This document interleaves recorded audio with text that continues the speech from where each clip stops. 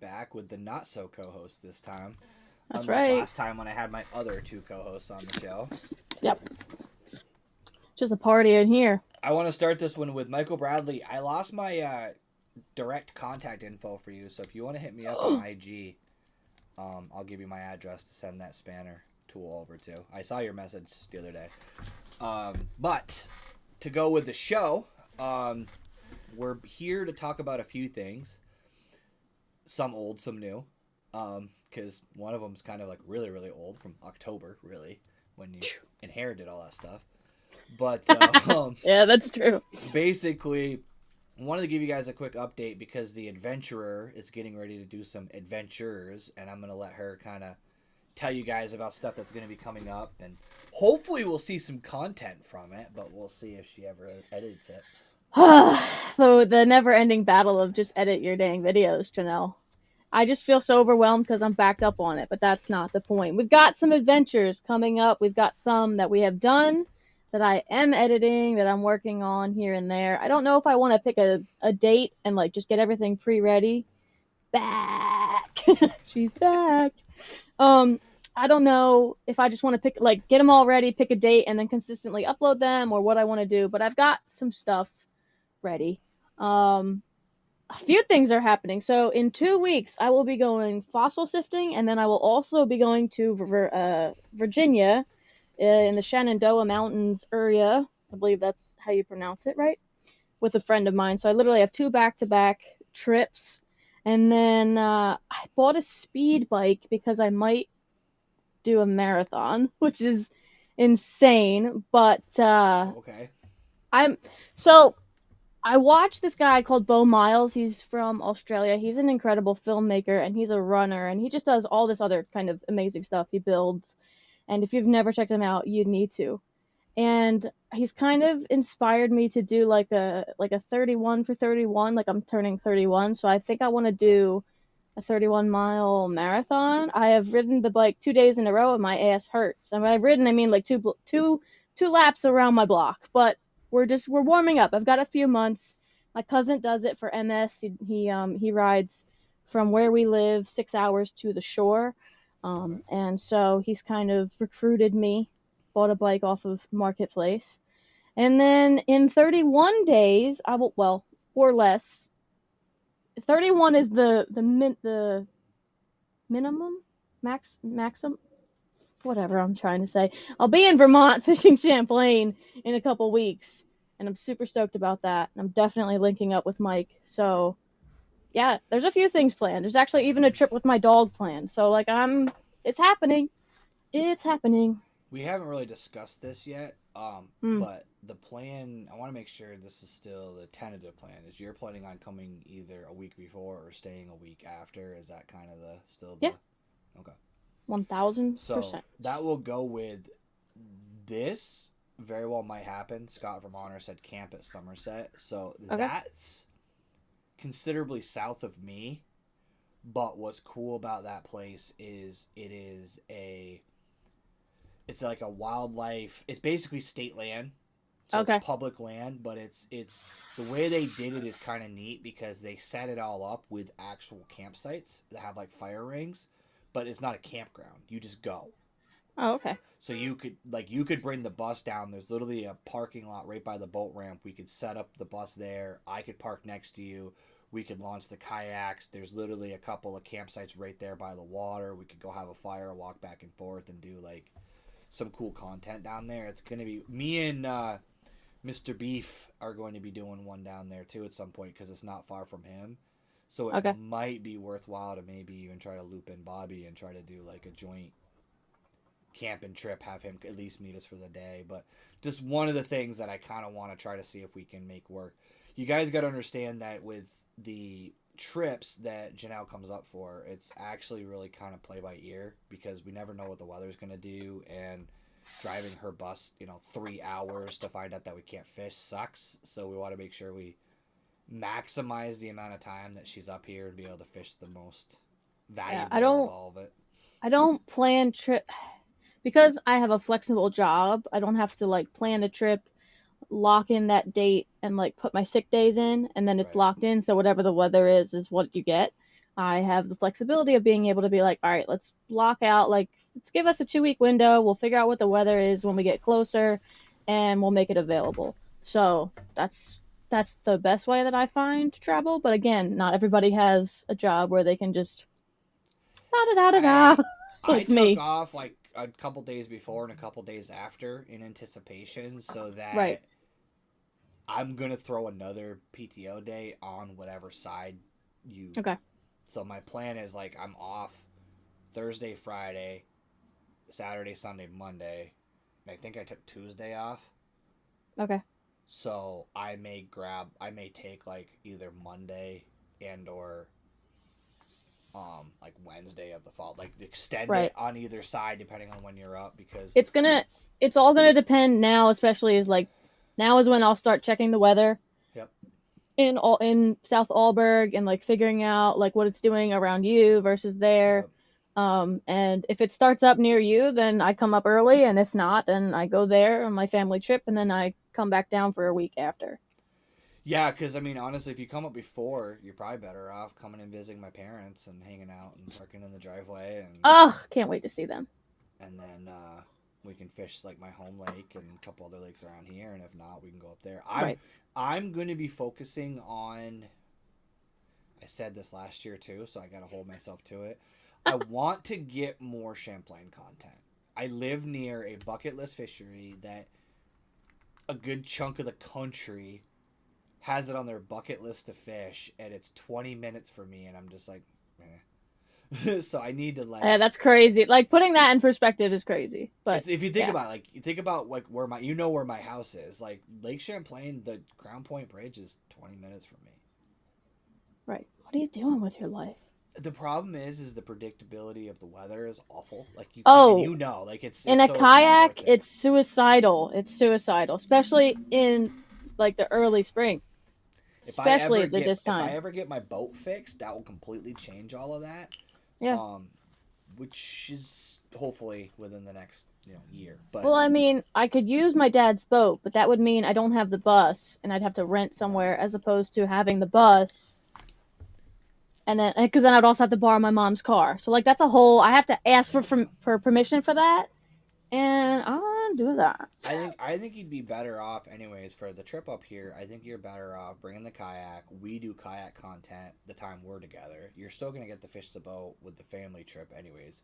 Oh For yeah, those of you who don't know the background of this, um, the her coming to Vermont has nothing to do with me.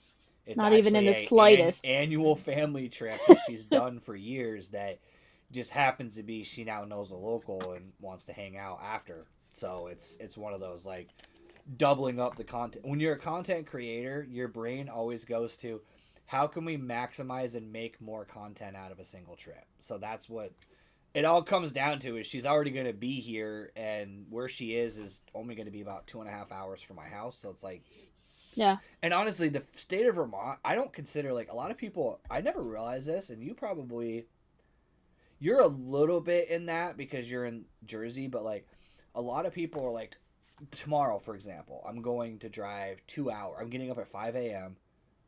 to meet somebody at the body of water for our first collab of the year. I'm driving 2.5 hours to go fish with Bear Fishing. And like my coworkers are like, wait, you're going to get up at 5 o'clock in the morning and drive 2.5 hours one way to do what? I might go fish. And like, is there like big fish there? And I'm like, not really.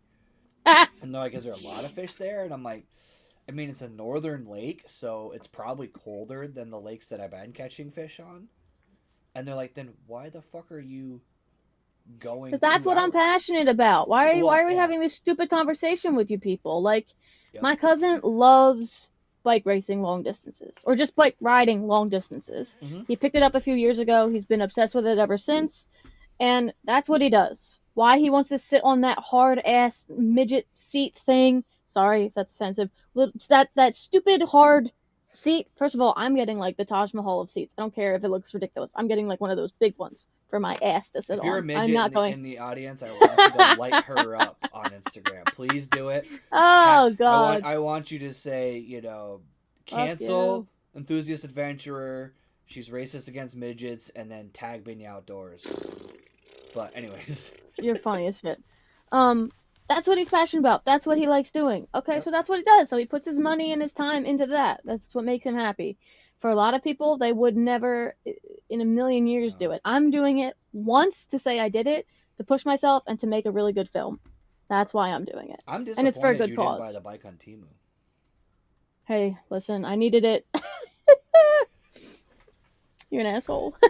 I'm just disappointed. I figured you'd uh probably get a good one. no, here's how it happened. So he came over with his family. He's got two little girls and his wife, and they were making cookies in my aunt's house. So I had stopped by, and I was like, dude, I did not know that you ride bikes like that. And he was like, yeah, for like the last couple of years. I was like, well, I did get married and I moved, and like a lot of Right. like we're not close like that. So whenever I did see you, we probably weren't even talking about it. He was like, you should do it. I was like, and everyone's like, you're not gonna do it. You're not gonna do it. And I was like, all right, well, like what kind of bike do I need? Like, do I need an expensive bike or whatever? He's like, no, you can get one off of Marketplace. So I literally went on Marketplace. I messaged three people that were close. I found one that I could look at the next day. It was $50. I went and bought it. And I Yeah. was like, all right, guess I'm doing it. I'm obviously gonna like tune it up and paint it and do all that, but for now, She's always gonna paint it, guys. oh, I'm And always gonna customize not only is everything. she gonna paint it, but she's gonna have a coordinated helmet, An prob- outfit! Oh my god, probably you know me outfit, so well! and outfit. And it's not gonna. It's gonna be a specific color pattern, and it may not be the color pattern you think. It's just going to match. Oh, I love you for knowing me. That's so sweet. It's funny. That's how it's gonna go. Michael Bradley, I saw your comment. So the way her bus is configured, there is no possibility of a hitch unless she wanted to get really creative because she actually built a deck off of the back of the bus, which is actually really useful to pull a bus out of a snowbank too. It's very Yeah, effective for it's that. so I The should be able to tow a yeah, boat. the frame mounts of that can actually handle a Chevy Silverado Ah, jerk pulling it out of a snowbank. But yeah, I actually had suggested that to her at one point too. But I'll admit, you guys, when she comes up, I am going to give you guys a a preview tour. of the bus and a tour of the bus this time. I'm really That's gonna fair. do it. Um, but I'm gonna show you guys the ridiculous kayak mounting system that she has on the back of the bus Oh, I was because like, do it's you want to see a photo? yeah. If you guys want to see it, it's like so you Okay, can't hold on. I gotta get really the glare. Hold on. yeah, I'll so you figure see this that out. big platform back there. There's nowhere for her to really mount Yeah, a hitch unless she went beyond onto that platform, and I don't know if that would and really it's work. it's big. Like it sticks off. Oh, The I could back. literally, Like you could set a 10 up on that thing. Like it's like a pretty good size, yeah, and it fits. and it has a So my generator dad. on it. Sorry, this is like the worst. Hey, we got that generator starting. So That's good. this has my Yeah, kayak, my e-bike, my generator, two totes. It's got all this stuff on it. And there was a big like push pull of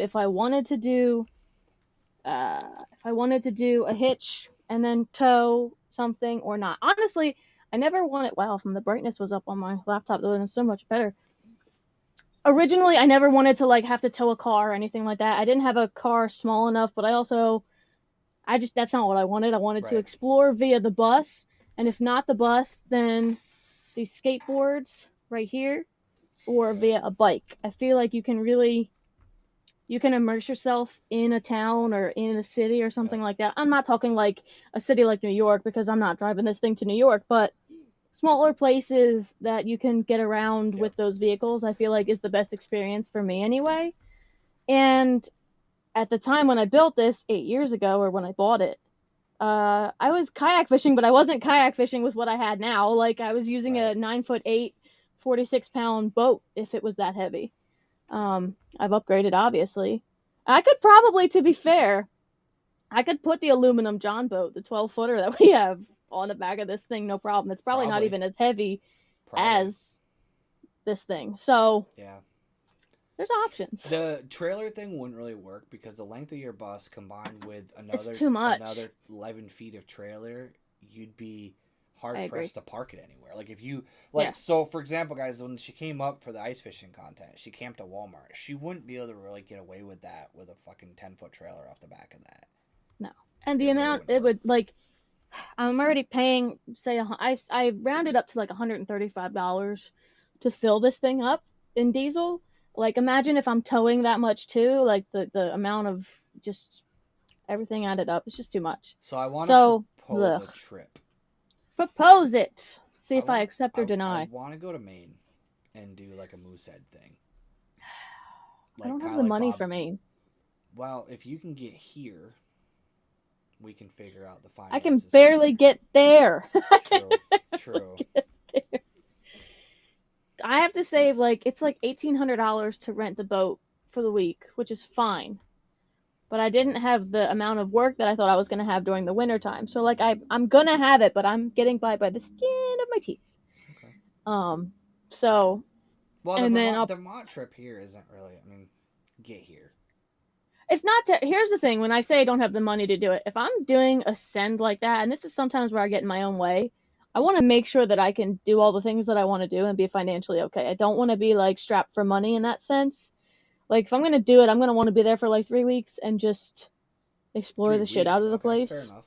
Okay. Yeah, yeah, that's somewhere where I want to spend time. Like if Yeah, I go to Canada, I'm going for a month. yeah. Period. Like, I'm thinking like my goal, if not this year, I want to try to mhm. do like a week, or at least like a 5 day continuous stay. Like, because I mean, the thing is where we're going. It's like a day of travel. No matter, it's not Right, like you're gonna fish that day. You're gonna basically drive there and set up, and then a day travel back. So if you do like 6 days, you get really 4 days of fishing and adventuring, and then right. I want to do it. So I've been trying to like check off different states because my long term goal, life goal, is to win the Powerball and then catch a bass in every state because I can't afford to do it otherwise. Mm, But I realize that like I've got almost all of the New England states covered okay. because I've got New Hampshire, I've got Rhode Island, I got Vermont, I got Massachusetts, New York. New York's not really New England, but Right. it's honorary New England because of the Adirondacks. So That's Maine, true. That's Maine true. is kind of like the last one, Connecticut, Yeah. but fuck Connecticut, but um, Whoa. Connecticut's one That of those got places that that got real real no quick. one wants to go to Connecticut, including the people that live there. So it's just one of those like either way, I want to try to like at least close out the top corner of the country, and then eventually work He my way said out. what he said, people. Not to mention, I have someone with access to Pennsylvania that I could go visit at some point, and then Wonder who that is. I could potentially go down and fish in Pennsylvania too, because that's an And New option. Jersey. Jersey's going to be a definite trip. I'm actually, Yeah. I was almost thinking that might be a fall thing. It might be worth coming I down. might not be here, bro. You'll be there. That's not true because I did want to plan most of my actually this year's trips were supposed to be all New Jersey related. Yeah. The Virginia thing was literally like an added on. Like I'm coming back from fossil sifting on Sunday morning and then I'm dropping my cousin off and I'm driving straight to Virginia for a couple days. Like it's Yeah. not even um but it's with a friend of mine that I've been wanting to camp with for a while and she hasn't seen the bus. So I was like, I could do that. It's That's 4 hours or something like that. Well, and that's the thing about that bus is like it works out. Like now that I have the cap, I'm kind of doing the same thing that you're doing. Is like I'm trying to think of opportunities. Like I have it, Right, so right, it's right. there, it's ready to go, and I already kind of vetted. Like if I could be comfortable in Oh, the fucking my parking lot, like this summer is gonna be nice. Like compared to that, because it was like freaking cold, dude. It was. I mean, we oh, woke up and negative there was four. literally snow on my truck when I got like there was an inch and a half, 2 inches of snow on my truck when I woke up. Now, Yeah. ironically, there wasn't any snow on my cap because the heat from my Oh diesel yeah. heater was actually keeping me warm. But I actually used that to heat my house when I lost power. That's what I I know. was using when I had no freaking furnace. Yeah. So, but that's going to be, there's definitely going to be some camping at Somerset. There's going to be a few different sends. I'm probably going to do a couple solo ones where I'm kind of channeling a little bit of your content in the sense of like, I like the wake up, make breakfast, go fishing, talk about what I'm doing. Like, I'm trying to change the direction of my channel because I realized something is that honestly, the people in the chat are the ones that really kind of inspired me. Is that there's a lot of people that watch my videos specifically that are really invested in just me and content and storytelling. They're not, yeah, you're there to watch me catch fish, but you're not there for, I mean, it's not like I'm catching 10 pounders. I'm catching semi-average fish for the most part. And like at the end of the day, it's like I'd rather just show you guys like me, because I was almost getting too professional at one point. Like it was too like, oh, this is all the information you need, and it was too tactical bassin and not enough BInya outdoors. So I'm trying to go kind of backpedal and show you guys the bad days, the failures, the buses stuck in ditches, and the forgetting to, you know, have an auger backup and all this other crap that, you know, goes wrong. Like, because that's what real fishing is. If my drill was the auger backup, but it was too cold. Like it was so freaking cold. Those batteries couldn't get, like, they couldn't give it enough juice. So, which was insane. But yeah, no, I know what you mean. Keeping things, don't mind me, the way they're supposed to be. Like keeping content 100% genuine to how you want to make it is the whole point. It's more fun to make content where, like, and Janelle's seen it with like ice fishing, like, and this is gonna sound like a self-indulgent ego thing, but like, oh, here we go. You got to admit, like, I'm entertaining when I go fishing. Like when it's slow. Oh, we're both very entertaining. We come up with the dumbest comments and sing the stupidest songs, and like you find dumb ways to entertain yourself. And I used to edit all that stuff out because I was like, everybody's gonna think I'm an idiot. But now I'm like arguing with a goose on the water while I'm trying to record, and I'm like, you know what? This is gonna make a funny short. Like I don't really care. Like I'm just gonna put this stuff out. If people could see me like towing that 10-pound snakehead and then getting it to the bank and be like, oh, don't break my rod. Get out this, don't tip this. Like, oh god, the one day I don't bring cameras. Phone conversation that went on. So I'm fishing, guys. Just for perspective, I'm fishing. And I'm just sitting there. I'm having the worst day of fishing I have had all freaking year. No joke. Worst freaking fishing day I've had. I didn't catch a single fish all day. And my phone goes off. And I'm like, who the fuck is calling me? And I look down. It's Janelle. And the first thing she goes is, dude, this thing is fucking huge. And I'm like, what's huge? And she's like, I think I caught my PB snakehead. And I'm like, yeah. And you're on the phone with me? And she's like, well, my net's not big enough. And my big net's still in my car. And I don't know what to do. And I'm like, so what are you doing? She's like, I'm kind of working my way towards shore. She's like, so I'm literally talking her through getting this thing to shore. And then, like, she sent me the photo later. And I thought, like, I didn't anticipate that big. Like, she was talking like it was big. And right. She's not one to overindulge. So I knew it was substantially bigger than, like, you know, an average fish. But, like, then I saw the Instagram photo and I was like, holy shit.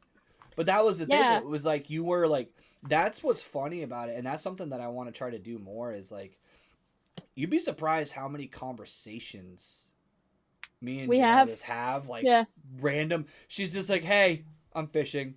I'm like, me too. And hey, what are you doing? And then it's just like casting and just, oh, look, I got a fish. Hold on. Okay. Now, what were you talking about? Like, it's just this random. Oh, yeah.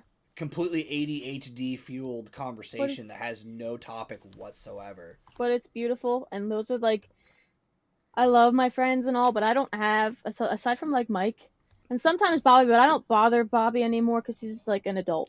He's like got real shit going on, and but because Mike the most child adult that I know. Yes, but like he has kids and he's got a job that he like, you know. By the time I'm ready to call him, he's getting ready to go to work. Yeah. Because he's already did all, and I'm just like, or he's wrecked out of his mind, and I'm trying to text him, and he's just like, oh, dude, and I'm like, all right, it's not even. So this is how you tell too. If you send him a bunch of messages and you get the like crying, laughing emoji, a bunch, like you'll know that like he's gotten into the edibles when you just send like, oh, I'm going fishing Sunday, and you'll get a crying, laughing emoji, and you're like, okay, yeah, Bobby's on. He's like, dude, I'm ripped. And I'm like, every time after 9 p.m., you are ripped. Well, the thing with him, too, is because he's in the entertainment industry, his hours are fucking weird because like Oh you yeah. could call him at like 9 o'clock at night and he could be heading to work.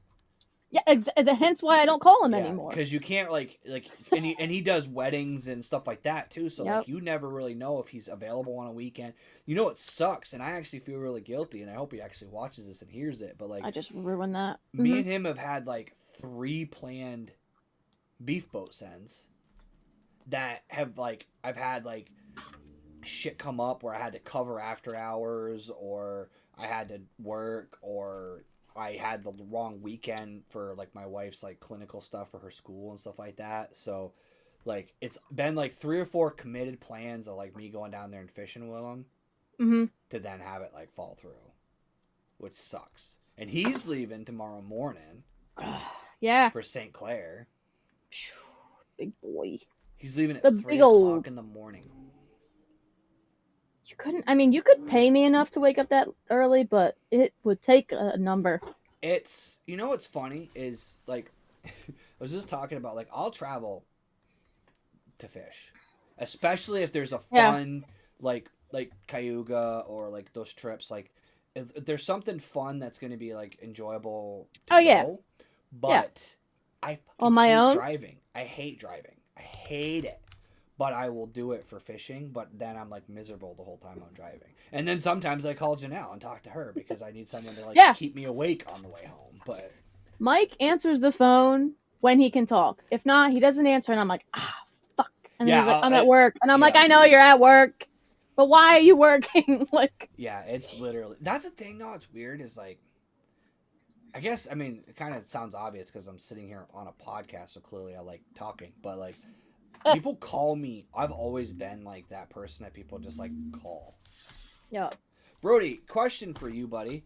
Brody! I don't see you in the slot series roster, he's got bigger and better things to be doing. Yeah, what the hell, man? I was trying to compete against you in the slot series this weekend, and I don't see your name on that tournament. I'm very disappointed. Brody. How old is Brody again? That's a good question. I think 12 now? Okay, Brody, this is not a cigar, and I am not smoking it. That's Brody. He listens to Jigs and Bakes. That is true. So that is true. I don't think our podcast could. Oh, you just got entered. No. Good man. Okay. There you go. Because I'm not gonna lie, I was disappointed, and this is not meant to be insulting, and hopefully you understand that. But I want to beat you this time because you kicked my ass every time I've competed against you, so I'm gunning for you now. But and I'll be honest, you beat me. Like I didn't take it easy on you. I didn't back off. I didn't back down. You beat my ass every time. Brody's a serious motherfucker, man. It's crazy how many inches that kid can catch in a slot. And where do you live? Where does Brody live? Mass. He lives down down by like Joe, I think. Down by the river. So, dickhead. Yeah, it's gonna be interesting to see how Bobby does. Yeah. Because did you see his latest video? Yeah. I didn't see the whole thing yet. I haven't watched it all yet. Did you see the part with the grass counter? I haven't gotten that far. Oh! Yet. Yeah. He's like, dude, this video is going to be great. And I'm watching it and I'm laughing my ass off. And I'm just like, oh, here we go.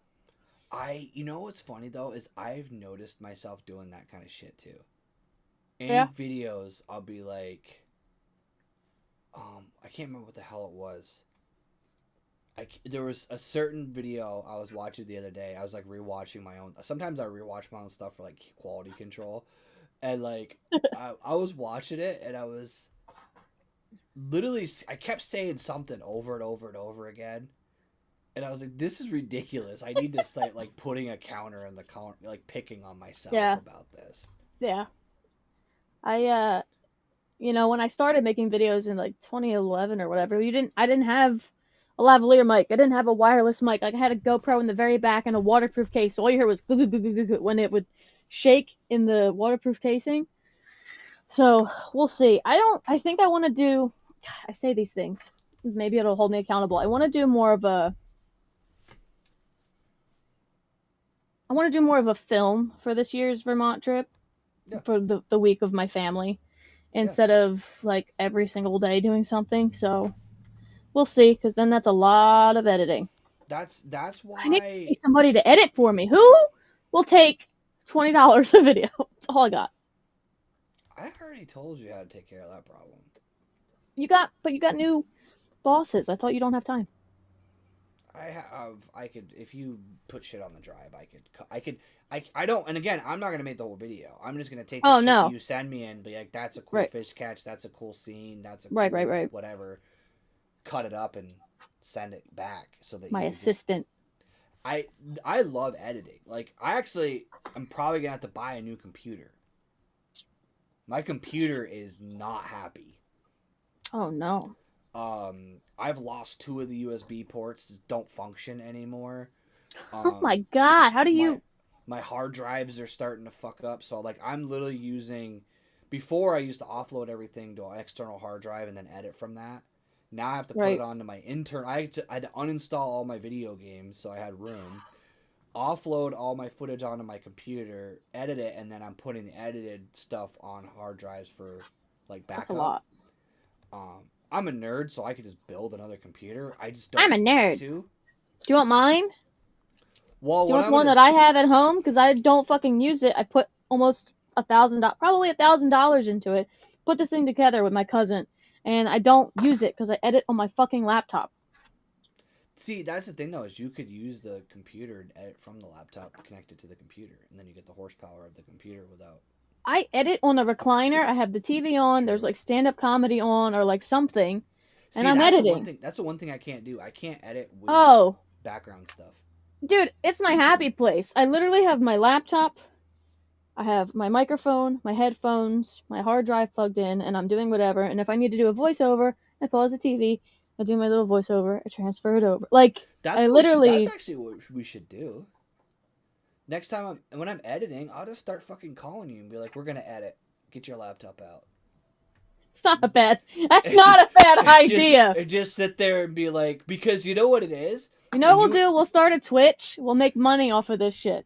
We'll will both be literally live editing. stream us editing Oh, our content. we're like, look what I just did, and then you guys could be like, we don't need to watch this You stupid know what's video because we funny? just watched you edit it. So no, but that's the thing is you would actually appreciate it because I'll be like, babe, look, I Babe? filmed a loon. No, I'll bring Oh, my oh, wife oh, up. oh. I'll bring Oh, my she don't give wife a up shit. here, and I'll be like, look, I filmed a loon the other day, and I found a song where the waves and the song match, where the loon is bouncing on the waves, and I'm like, look, and she's like, or like I'll be like, babe, look, when I cast, the pole goes across the screen, so it's like a transition. Ah. And like She's like, that shit people don't care about except for like you guys watching the videos probably don't even realize that my wife will be downstairs on the couch going, why am I still hearing that same fucking song? Because I'll be like, it's like the same 10-second loop that you're constantly trying to like get the video just right. You guys may not even realize it, but some of the like montages I put up is literally like that hook set is on a beat. And I did that, and it took me 2 hours to figure out the hook set to make it match to that beat. It's very similar to like dancers and how they choreograph certain moves and hits to whatever beat it's on. Yeah. I find myself watching things all the time, and I'm like, oh, that's a cool transition, or that's a cool edit, or that's a cool song lines up with this beat, blah blah blah. Right. It's like all those little subtle things. I'm self-taught. Like I don't know all the proper terms for this shit. You know when I started editing videos? When you were 4. It was Halo 2. Even better, we got on it when the we're original 40. Xbox running through a VCR. Janelle, stop doing that.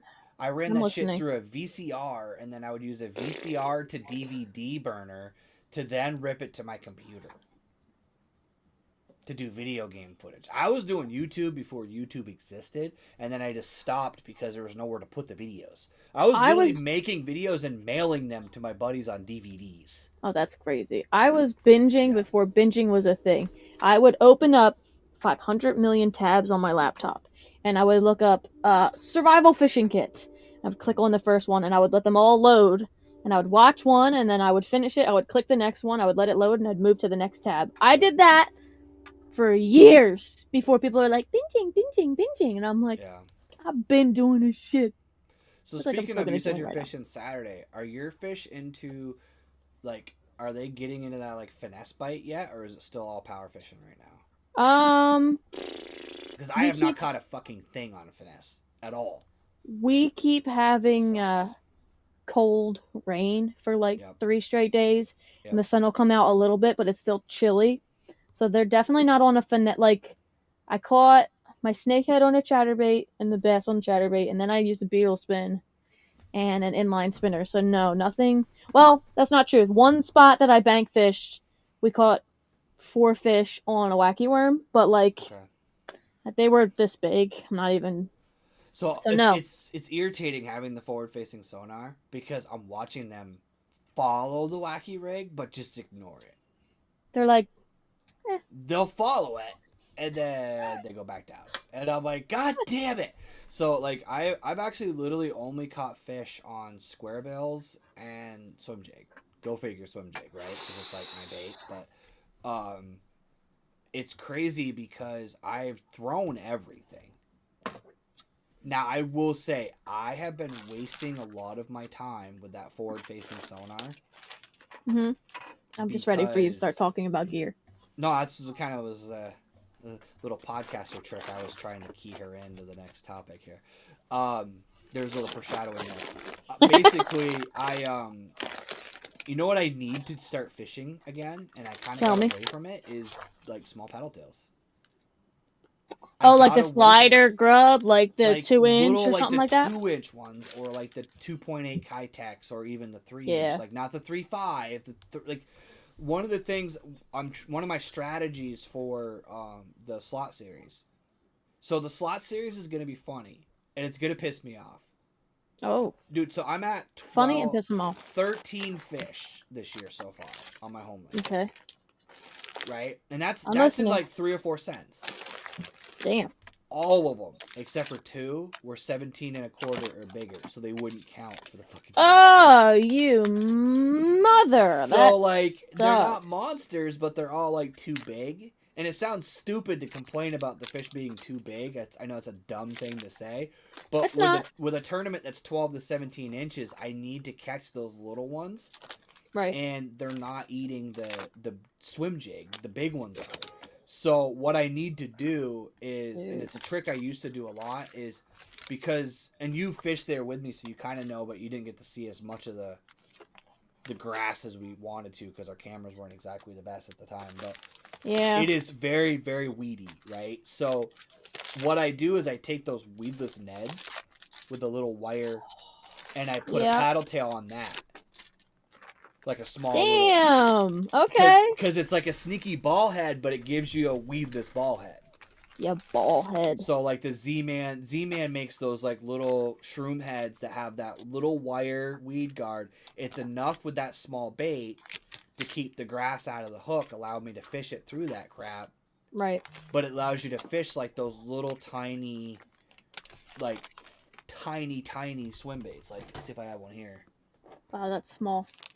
Like these. What the hell do I do with that? It's that more I of a pull. trailer. Like these little tiny. Yeah. Like the 3-inch ones. So I want to try to do that because I feel like I'm going to be able to capitalize on some of those like dinky 12-inch bass.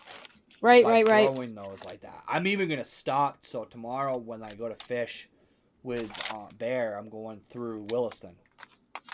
Okay. And there's that big dicks there. So there's big dicks there, guys. And that's I'm going to go stop at a big dicks. Anyways, you guys can clip that out and do what you want with it, I guess. My plan is to stop there and see if they have 6 Cents makes a... My God, those are small. What the hell is it called? I forget. 6 Cents makes this little swim bait. Look at that. That's gotta go. Might be a best bet. I can't remember what the hell it's called. It's tiny. It's skinny. It's tiny. And it's tiny. It's like maybe 3 inches, if not 2.8. Dude, but these things are going to be gnarly. It has like the boot tail on it, and it swims really, really like it's got a tight swim to it. Because that's the only problem with the Kitex. Right. They're so soft that they have a wicked wide hunting action to them. And this time of year, the fish aren't really into that like. I'll give you that. This is where I need that counter. See, I just realized my ADHD brain has kicked in. You guys want to tell me how many likes I've said today? Because I pretty much said that 100 times. Like. But those little tiny paddle tails, I wish I had some here to show you guys, but they're small. I'll look Like them up and these put them in the things? description. Let's see. This looks like a. Ah! I don't know what brand this is. That It's all? literally. Is that all the stuff you got from Nick? Yeah. So Exactly. like It's this. exactly like that. It's even probably smaller. No, it's about that size, yeah. But you put that on like a little 1/8 ounce Ned. The smell like of soft plastic. Like a 1/8 or even a 16th if you can get them, but like an 1/8 ounce Ned head, and you swim it through the column real slow. Like This is throw it dirty, on spinning bro. gear. Like I want it so small that you got to throw it on spinning gear because a casting rod won't cast it more than 2 feet. Like almost BFS style fishing. Because the thing is, you will still get those 17s and 20s to eat that, but you'll also attract a lot of those like 12-inch that are just looking to smash a bait. Right. And that's kind of my strategy for. Dude, these things. That's all the stuff you got from Dark Horse, huh? Okay, so yes, when we hung out at Cayuga Lake, Saint Nick, the one and only, he literally just like threw his shit on the floor and was He like, had "Listen, duffel bag of freaking. oh, if I baits. had a It was tote, ridiculous. but I took enough. Like I filled this thing to the brim with tackle and I should have with filmed plastics. it honestly, because she was like, "Ooh." It was Oh like yeah, that. we were having a discussion, and I'm just flipping through baits, like, oh, that's nice. Put that in my pile. We're all like reviewing the trip and talking and eating, and then And it was she's like, Christmas "Oh my for god, me. look at this! I like this. I could keep this. I could have all of these." I know. I was like, "Are you sure, Nick?" So for understanding, guys, Nick is a Dark Horse Tackle Pro staffer. He actually goes to the trade shows with them. And if you guys haven't checked out Dark Horse Tackle, oh my god, you're living under a rock. Just really like those guys. Zek and Josh are awesome. Check their stuff out because they have a lot of really cool baits. I'm like tequila shot. This is more like a purpley though. It's like a robo worm kind of deal. Yeah, that's what I'm thinking. Drop shot. It's got a little ball on the end though. Probably floats. Probably got air pocket in it. I bet you it's got like an air. This is me like. A lot of the new, because of the forward facing sonar, the dangle technique, a lot of baits are adding an air pocket to the tail because what it does is it forces that bait to suspend. Yeah. So when you do a vertical line tie and then a bait with because a bait I want to try, and I actually got to pick them up because literally they're made right down the road. Literally. Rabid Baits is right here in Vermont. And they do like foxtail and stuff. They do like fox fur and stuff. They put it as like Excuse me, that was gross. So like the claws of a craw are foxtail, and that shit looks so weird to me. The hair. What's cool is they have it. It's like a neutrally buoyant material, so it makes it float. So basically, that bait hovers. That's a good call. Is that like? This is a fresh baits, but it doesn't. Oh, I can smell the grape from here. Those baits smell so. That is the best smelling bait on the market. I swear to God, it is. There's something about, and it does make a difference. It really does. Like that color though. Like I love anything that pearl blue that looks like a minnow. I am a slut for. I was gonna say sucker, but I'm a slut for it. I have, fresh baits is stuff that like. Bass Reaper. The fresh baits Hellgrammite is solid. Their worms are actually really good. Their baits are pretty cool. I've definitely got a bunch of their Peanut butter jelly time. I've never caught anything on a PBJ bait. Me neither. For those of you on audio, you should come over on YouTube and watch her make all these strange faces when she stuffs garlic scented plastic in her face. It's the best. You know what's funny about that too? I actually learned this. Did you know that bass don't give a shit about garlic? They have zero reaction to that smell. Why? I call bullshit. Berkeley did testing on it, and they actually hooked bass up to like all these sensors, like really stuck like probes in their brain to see how they would react to scents. And garlic was one of the scents that they had a neutral reaction to. What is this? It's like. Fluke style. So it's so weird. So what you do with that, most people what they'll do with that is Chuck it on lily pads? you can drop shot it, and it gets that Drop like little shot it. flicker tail. Or a lot of guys will do that dangle minnow. Put it on a ball head with a vertical line tie, and you do that like. Those guys are losers. You wiggle your stick and reel it at the same time, and it makes it kind of shimmy. Okay, here's what I'll do. Show the worm. But this thing has a little rattle thing on it. Well, not a rattle, but it looks like a rattlesnake. Yeah, it's got the rattlesnake tail. Look Again, at that's probably a Carolina rig bait. Yeah, and that's the cool thing is like it tells you down here. Yeah, how to Gives rig you them. little. Oh, look at the little oil on. I think it was Shaky head or Carolina rig. That makes sense. I don't do a lot of that shit. So, I guess I should. Not shaky head, but Carolina rig, because for me it gets so sloppy. I don't like working shit through slop like that. So sorry, I just no. Here's what you do. Do the redneck. You know what the redneck Carolina rig is? no. So what I do is I put when I Texas rig, Mhm. I put a bobber stop below and above my weight. Bobber stop below and above your weight. So then, if you want to do a redneck Carolina rig, you Yeah. slide the bottom bobber stop up, which basically turns your Texas rig into a Carolina rig. But then, if it's not working, you can just slide that bobber stop back down, and now you've just got a peg Texas rig, and you don't have to like re-rig a whole like setup and cut it off, and then have to start over. This is my favorite. Like, if I'm using like a green, can you tell like the blue swirls are in there? It's green pumpkin, but it has that. Some people call it an Okeechobee crawl. So it's got the blue swirls, but it's like a. I love this color. What is that? Like an 8-inch? This thing is huge. That doesn't even say. Anybody listening on audio right now and hear her going, listen to her smell all these dirty smells, and then what is that, an 8-inch? They're probably Southern Indiana bait company. I don't know, but this sucker. That's a big. See, I used to think that one of those wouldn't work. I've never thrown, but like. You know what would probably eat those? A snakehead.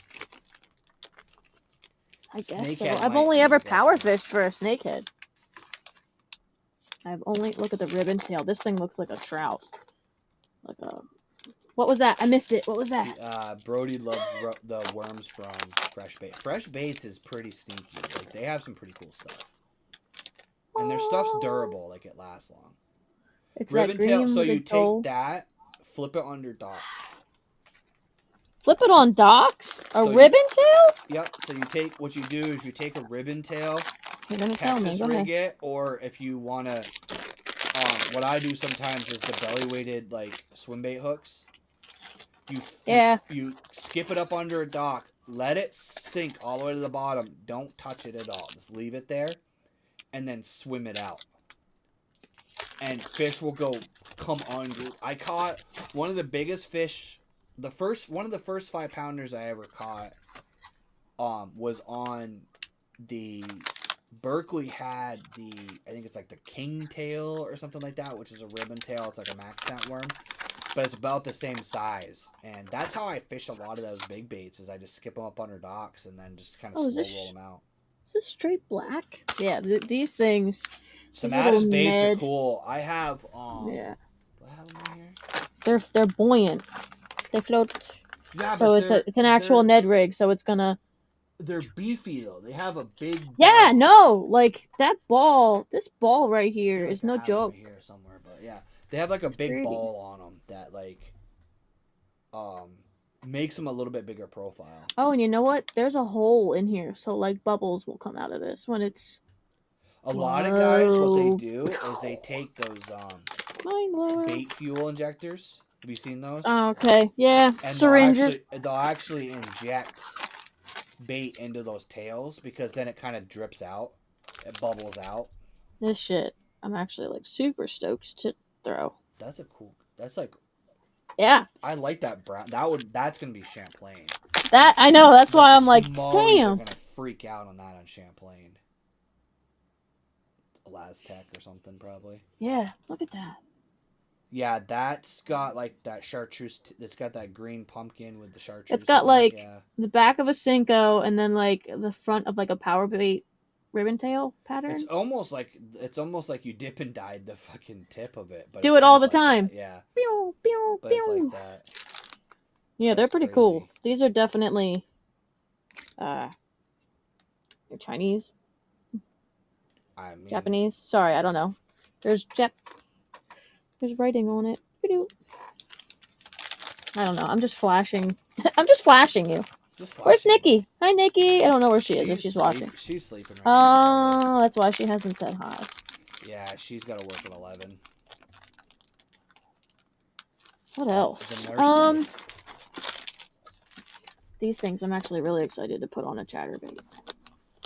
That's one of the best sneaky baits to put on a chatterbait. It's like a fluke style. It's like a forked tail grub. Yep. I wanted to do. Jakes. You know what I'll do? Hair jakes. Oh my god! I found this box on my desk. I don't know why this is I here. will I'm gonna do a day on Champlain when I just fished this bag of baits. I was gonna do it down by me. They're big though. That's the other thing. Like, I don't use creature baits this big, especially this time of year, because I'm using something smaller. This time, well, that's the thing though. That's one big misconception. Actually, that's not sometimes. bad. This thing. It's like a curl color too. I actually really like that. Mini pit boss almost. Yeah. It's like a tiny pit boss. Hand poured with juice. With juice. I used to be very much in the camp of like, oh, that bait's too big. It's gonna scare all my fish. Sometimes though, like, I can't remember who said it, but I saw it on a YouTube video. Like, they were talking about swim baits, but like a comment that I found was kind of interesting to think about is, if a bait gets to a certain size, the fish almost think it can't be fake. Because no one throws baits that big. So, like, they're used to seeing a 6-inch Senko. They're used to seeing a 4-inch Kitek. They're used to seeing, you know, an 8-inch fluke. But if you throw a 10-inch worm, they're not used to seeing that because everybody has the impression that it's too big, so that it's more likely to be real, so then it tricks the fish into eating it. The profile of this thing, also, it has ribs on it. No, it's, like, very slender. Okay. This would be, like, good for punching, I guess, because it's super skinny. This fucking podcast, if anybody clips it, is going to, but I'm going to say it anyways. Shut up. I like ribs. I have a thing about... I like tits and ass. I don't know. The facts, no, like, ribbed baits, like, a lot of the stuff from, like, Bass, Grande Bass or Lake Fork makes a lot of stuff with, like, those, like, rings all the way throughout the whole bait. It just changes the direction of the fall of the bait, and... Look at this thing. I don't know what's like. It's supposed to be an antenna, I guess. It's kind of similar to the brush hog. Kind of has that same kind of deal. Yeah, it's doing something.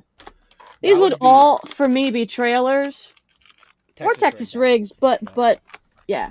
No, the more detail you put on a bait, like the more I like it. Now, to be honest, with like these little swim baits that I showed you, I don't mind that these are slim because I'm using these as a trailer mostly, or like you said, with a little underspin or a beetle spin or something, or on a jig head. Tell me, I got him in white too. You know what's gonna work tomorrow? You just made me think of that. You're welcome. In my last Dark Horse box, I got an underspin, but it was a smaller underspin. If I throw a little tiny, I've got some like 2-inch Kiteks on an underspin. This is my color, bro. This is what I'm talking about. That green with that blue. If you guys haven't fished Lake Fork stuff, you need to. It's got a nice little smell to it. Lake Fork, it has like a garlicky smell to it. Yes, that's exactly, but it's very light. It's like It's not gambler garlicky. It's just tempting the Italian in me, but it's not enough. Clip that with another soundbite. Oh, these ones are salted? Look who's up in the chat. Heyo! Adam! I almost messaged you today, but then I had to drive to work and can't text and drive. So, yeah, no, Lake Fork stuff. So Lake Fork also makes the rattlesnake worm stuff that I use. And I really like their stuff. This is pretty cool. Did we did send Adam's winner his stuff, right? Please tell me we did that. Did you send him the? I think so. Okay. I'm pretty sure we did. If not, Adam will correct us right now. I am so sorry. I thought we did, but I'm sorry. I'm just the non-co-host co-host. No, we didn't. Oh shit. Okay, yeah. Well. Are you serious? I am so sorry. Also, this thing, this. Swamp those. So it sounds weird, but chatterbait, and I know it sounds weird with that bait because of the tail. You can't so tell the profile, I used that on a, not the Evo though, like this the OG cheap one. These are like hard too. Just saying. Sorry. Go ahead. So the first time I used one of those was on a chatterbait, and I got it in a dark horse box. It was a different color, but I threw it on a chatterbait, and I don't know why. I don't know if it's the tail is different on those. It's like more squared off. It is. And it didn't like I don't know how to screw with explain it. Didn't screw with the blades as bad. But cheat code for you guys that use paddle tails on your chatterbaits: if you find that it's not, the blade isn't starting up as quick as you would want, turn the swim bait upside down. Ah. So Nick, I want my money back. This one has a missing lure. So literally fish the paddle tail upside down, and it won't screw up the action of the blade. I have not purchased these myself, but these are one that like I have those. Yeah. These, and this one is the thumping tail, thumper tail. I don't know what you want from me. Can you see? It kind of reminds me of the paddle tail. But that on the chatterbait. Yamamoto makes that like Seiko. I know they do. Like but didn't Lake Fork make them first? Lake Fork has been around longer than all of them. Oh! A lot of people don't realize Lake Fork has been around a lot longer than people think. Well. You know who I learned that from? If you say Bobby. Janelle. Who? What? So. Okay, here we go. Did everybody just see that moment? Janelle. So, first of all, in case you don't believe that I was talking about those baits and having used them, right there. So remember how I told you I broke my scale and I couldn't find my other one? Yeah. You asshole. These don't really have scent, which is fine. Look what I just found. Hallelujah. I bought one. I ordered one. So that's a Rapala one, isn't it? It's nice. just the cheaper Rapala one. Yeah. I don't care. I thought I'd lost this guy, so I caught a good fish. Video will be out later on in the year, but I caught a really good fish. Sent a picture to Janelle, and she's like, I'm like, I really wish I could weigh this thing because this is close to PB. And I yelled at him. And I'm like, I don't fucking know how much it weighs because I can't weigh it because I don't have a scale with me. And she's like, why don't you have a scale? Like it was sacrilege, and I was like, I don't have it with me. Oh, these things are dense. That's like is that a horny? Crocogator. Oh, crocogator, yeah, those are cool. These things, they have to float. But like, shit. You got me looking through stuff too in my brand new chatterbait still in box. Adam, I do apologize. We will have that out by. We will give you the address. Wait, we have to give Adam the address, right? Yeah. And then he sends. We will get on that. I am so sorry. Bad. That's on me. Yeah, honestly it is. So, not that it makes it any better. I apologize. I've been looking for this box too. God damn. See, this is what happens. Let's talk about tackle organization, ladies and gentlemen. So These I was talking about how I wanted to orange. That's what I want to use tomorrow. Yeah. That gold, like these are like literally transparent. I love that. These are a snakehead killer. But again, smallmouth in Vermont. Yeah. It's weird. Like, have you noticed coming up to Vermont? You fished Vermont a lot at this point. You ever notice that the closer your bait looks like a smallmouth color, the more this like. You ever notice that a perch pattern is not actually as successful? Well, you don't fish Champlain that much, but on Champlain, like a natural perch pattern doesn't get hit as much as just a regular like minnow color. Yep. Where like you said, like this is like a smallmouth color with like the brown gold back, and then a nice pearl body. This thing is sick. This grub right here, That is pretty cool. I don't even know how to describe it, but this thing... I gotta stop, like, putting shit No in smells. bags. Yeah, you really Boxes. do. There's, like, so many baits I'm in just here yelling that, at him. like, I forgot that I, like, look at this. It's a freaking chatterbait mini, just brand new, sitting in the coffin. That's mine now. Thank you. I'll collect that in a couple weeks. Bobber stop. Heyo. Now, that's one thing that you can order on Temu in bulk and just forget about it. 100 of them things. Yeah. Bobber This is a stops cool are little so trailer. vital. This trailer, to be honest, would go on, like, a very small, like, tiny bait. Kitech makes it's a small finesse jig. I have it. I don't have it with me, but I have it. The little tungsten ones. Mm-hmm. Put that on there. So weirdly enough, HH Custom. Oh, I'm an idiot. I'm sorry. I read that very slow. Those are fucking awesome. I used those the first time I used them. I actually used it with a jig that I got from Dark Horse. Uh-huh. And it was... I caught like a 16-inch largemouth on that. Nice. With a tiny freaking little finesse. I also got some po' boys. Tubes. I don't throw tubes. You want to know a cheat It's not code? something that I like to throw that much. What? Another cheat code? So, it sounds dumb. Well, it usually does. I never really use tube heads. I'm not a big fan of using a tube head. Because I don't throw tubes a lot. So it's just something that takes up more room in my tackle box that I don't need. So what you can do is there's more. Take a Senko a wacky rig Senko that the fish bit and it broke off and it broke into pieces, right? And you have that small pile of freaking worms in the bottom of your kayak that are like broken half. Yeah. So take part of the Senko that you broke off, shove it inside the tube, and then Texas rig the tube. Because it gives the inside of the tube a little bit of density.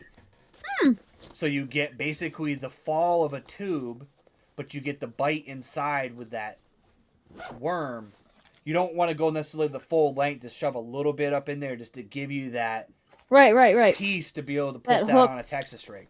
Yeah, that's not a bad idea. So it gives you an excuse to fish a tube. Right.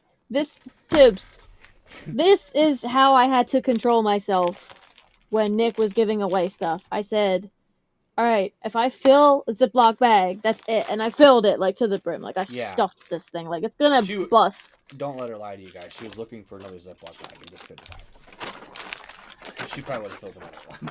My first impressions with Nick, and I'm like, Nick, give me everything that you own. When I watched his footage, Bobby's footage from Columbus. Yeah. I'm listening. I want to fish with Nick again. I want to do another trip with Nick. We should have the two of them on, and we should plan our next trip. That's what we should do. Nick is so. I know. That dude is. Oh, I thought you were gonna say Nick's hard to get a hold of. I was like, well, no, actually, I talk to Nick quite a bit, but Instagram all the time. We send each other shit all the time. I just send him pics, and then he'll send me an inappropriate GIF or TikTok, and then that's like our bonding. He sends me all these different rigs, like all these different overlanding rigs and stuff, and I'm like, that's cool. Nick is really good. Terrible shadow. What's funny about Nick is like he's hilarious, and he does it so nonchalant that it makes annoying. It funnier. Like you just be sitting there and make a comment, and you're just like asshole. You just can't help but start hysterically laughing because he makes some smart ass comment about something that you said, and it's just, but he just says it with this like poker face, like you're just like, I don't have no idea what the hell just happened, but I'm laughing now. Yeah, he's a character. Love you, Nick. No, we definitely need to try to see if we can get some sort of. I want to do another camp trip this year, if it's a fall or midsummer or whatever. Well, we need to make it a tradition. We need to make it like once a year we do a trip. There's no getting out of that. Try to do it. I just don't know where or when, but we'll figure something out. What, when, where, and why? What So Spy I Kids. definitely. Name that movie, Spy Kids. It's I make I mean, how many references to like A million. dumb movies did we make when you were up here in the wintertime? A million. You know. Saturday I get to use my new reel because I bird's nest the shit out of it the first day. I've never Yes. actually had a bird's nest so bad that I had to cut the line off of the reel. Like I had to Yep. cut it off. There Can was I make a no. suggestion? You should get some reaction tackle braid. I. Use code BInya. Oh my god, where? I put a reaction tackle braid in here to shout them out, and I totally forgot. You That's still what have I a bunch? landed. I gave you a bunch of that, didn't I? I probably have 2 or 3 spools left, so hook me up when I come back. Did you like that blue and white camo stuff? I like the blue and white camo, but I'm keeping that on my ice fishing stuff. Because remember, my colors for ice fishing. Oh, no, I know. I'm just saying I have a bunch more of that. I don't Oh, really but like no, I do like that. I do like that. That's what I landed my snakehead on. I mean, The I cherry like rod, it. My fish don't like it. the Berkeley baitcaster cherry rod that you gave me.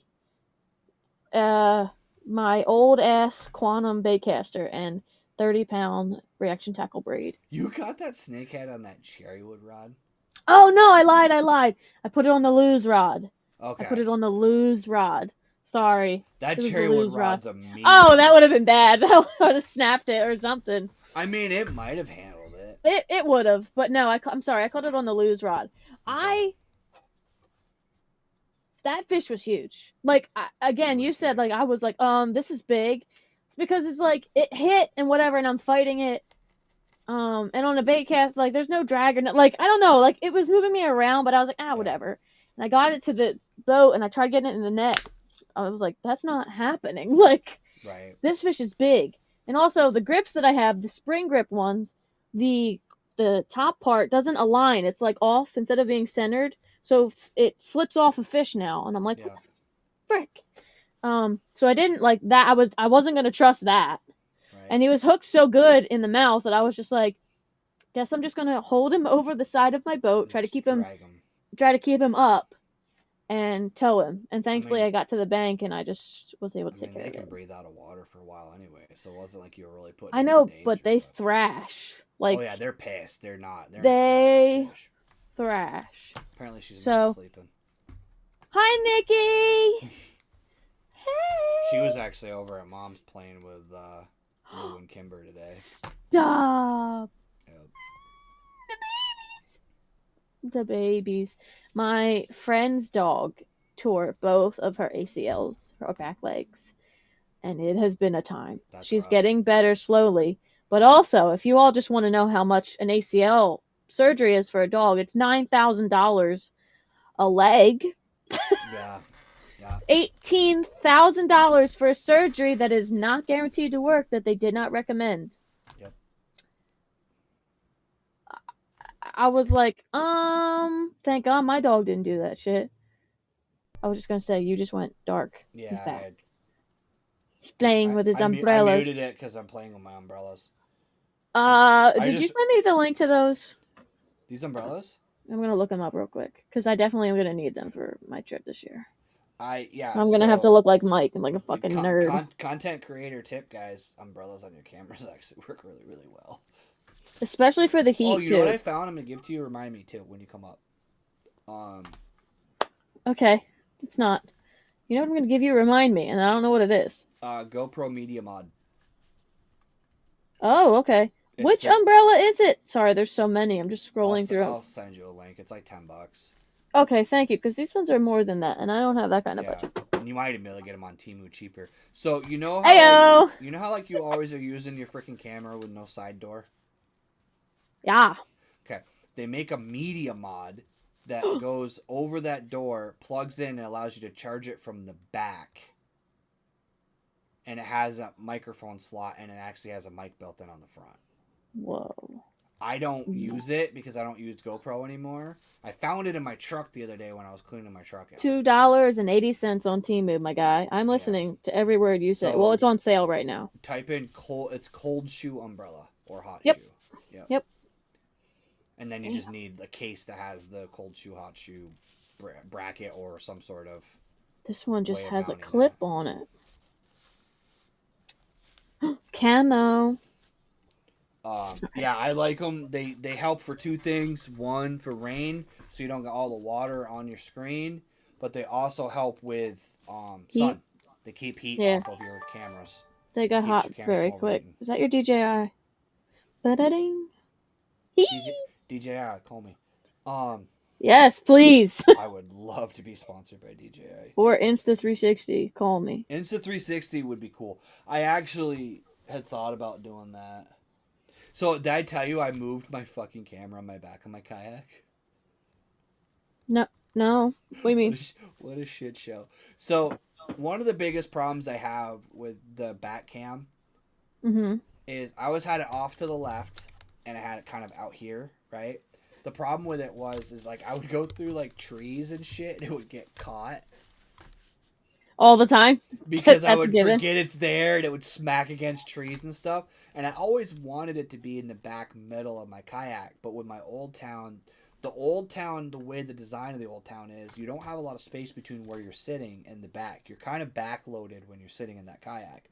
So it never really worked because I was like looking at the back of my head and it never really zoomed out enough. So the native is far enough apart where they actually, the way they build their kayak is kind of funny, is all the places that they did attachment points for like handles or railings or anything like that, they use track. Oh, So they use like where your tank I'm well listening. is to Right. attach the ropes that you use, the like the bungees that you use to hold your crate in your kayak. They put Yeah. track there and then they run sliders inside the track. So your handles in the front and the back is just track with a rubber grip over it. So they use the track in multiple places because they know people like me are going to get creative. So I took the track completely off the back of the kayak Okay. and took the grip off, and I now have a track adapter, one of those Scotty track adapters, in the center Uh-huh. of the back of my track. So my That's a lot. kayak camera is like literally straight up looking between my rod holders straight down my back, so you have a perfect width view. You can see both sides of me now. So if a Mm-hmm. fish jumps to my right, you actually be able to see it now instead of before you couldn't see it because the camera was pointing back at me. The problem with it was Mm. I couldn't reach my fucking camera. So when my camera actually shut off because I left it like not recording for too long, Right. and it shut off and I couldn't freaking turn it back on. Oh my God. So I had to like rig up a rope to pull to the camera to like lean it forward enough so I could bend it down on the GoPro mount and then turn it on and off. But that's what to kind of talk about why I like DJI. They have an Mm-hmm. app, so turning it on isn't going to help. But one thing that they have, which is really cool, is they literally have an app that you can start and stop your camera with, Mm-hmm. and you can see a live feed from the camera. Mm. So I re-downloaded that with my new phone that my wife ran over the old one, so I forgot I didn't have the app installed. He still Um, loves you. and so I have the app now, so I can start and stop that. But like the whole like the funny part is you never actually really got to fish with me in the old town. I Nope. mean, you I fished just near saw you. me, but Yeah, for a second. I drove by you. I puttered by you. I idled by you. Puttered. I puttered. you puttered by. I puttered. Um. So you have? Can I see your DJ? So I bought, He, and he knows what I mean. I couldn't this even finish company my. makes cases. So this is actually a case that has But the see, cold but shoe that's on the top. problem is I use that battery case, which doesn't have a shoe mount on top. So I would need an arm to shoot off Yeah, to the but side so next to it. no, not necessarily because so these little known fact, a cold I'm shoe looking. mount is just a Is this on a tripod mount tripod? underneath. It's just a tripod screw on the bottom. Okay. So if you got like they make a, and I can send you a link. They make a I could splitter. make it. So what they make is they make a thing that will actually screw onto a tripod mount, Uh huh. and then it basically puts the thing back here. You can get like like a Ram ball makes like the tripod Yeah. adapter stuff. I'm just doing that thing now where I need to know what it looks like. Because that's why I buy the ones I get, is because um the actual screw part unscrews and then it just becomes a tripod mounted. Because I used to just put them on a mount behind my camera, but I like that better because it's easier to not have to worry about it being separate. And right. on my kayak trailer, like at 70 miles an hour, these little cheap umbrellas don't hold up, so having them in my truck when I'm done is better. The other thing I did that was kind of cool is I also put a little, like, have you ever seen, like, on the track mount, they have the track mounted, like, little eyelet thing? I have them. I love them. So you know what I did to mine? Love And them. you might want to think about doing this on your Old Town. Sneaky is, and we could rig it with yours, is you could put a little Mighty Mount track on the back corner of your kayak, okay?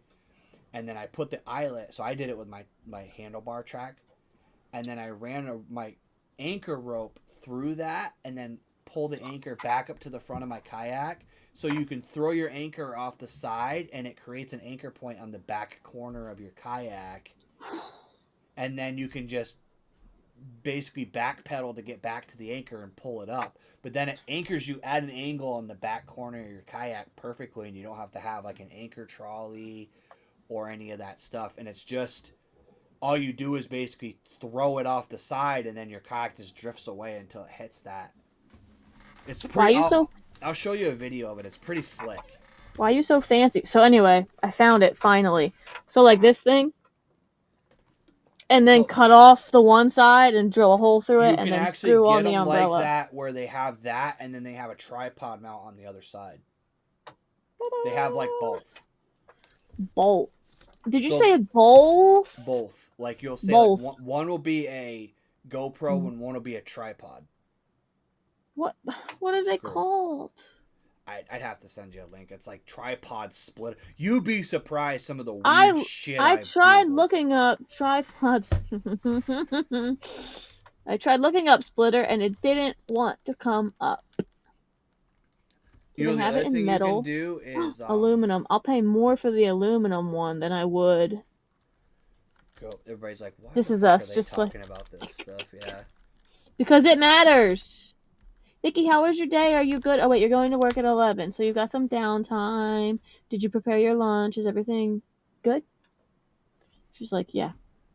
I'm trying to think of where the fuck I found it. Well, right now I'm on Temu because it's like $3 for the umbrella, so if I was going to order it, it might as well be from here. You know what you could do is this, too.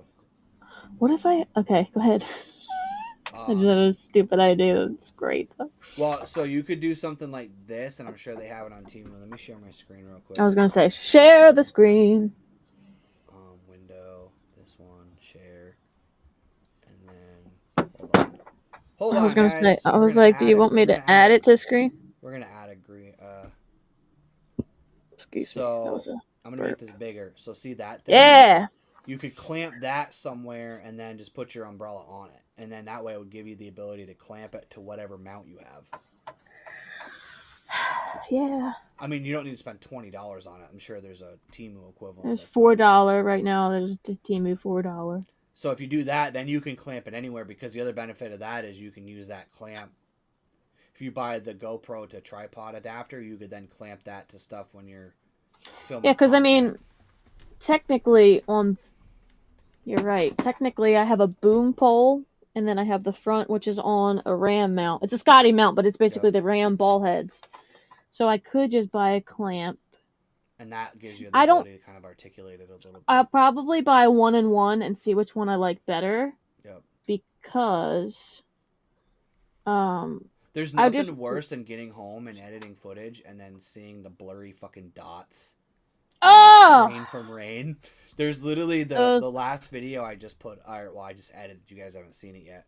I was fishing in the rain and I had all this really cool like hook set footage from behind me, but it's all like blurry as shit because there's dots all over the lens, and it's like, life is good. It's aggravating. Well, here's the funny thing.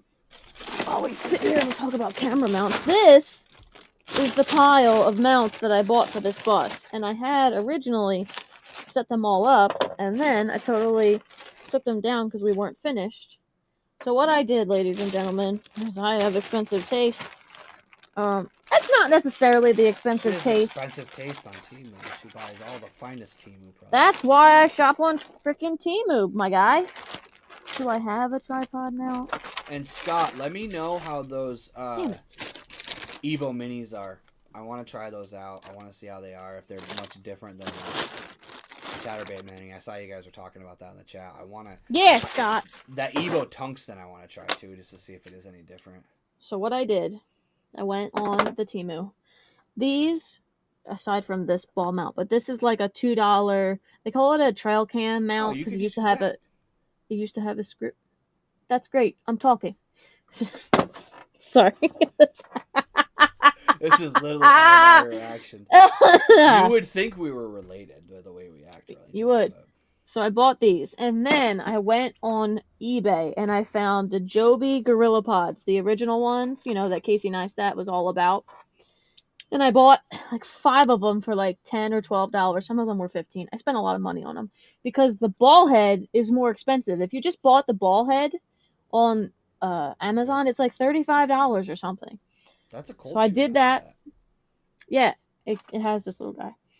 And I cut it off the thing and I fit it onto here so that I have these little quick releases. And I love these things to death. And I have them mounted all over the place. Yeah.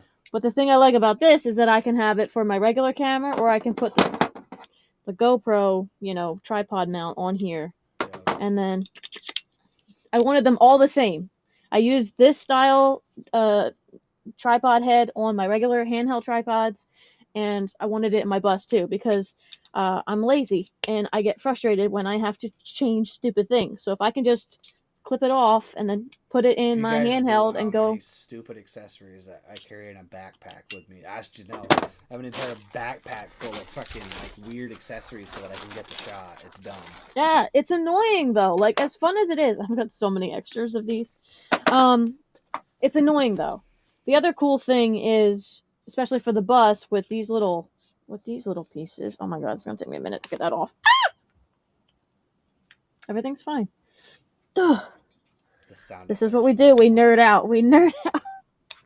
This thing, the little, you know, the ball head that goes on the bottom, it has a nut in it, but you can pop that out and you can put like a self-tapping screw or a rivet, and that's how I attach it to the bus.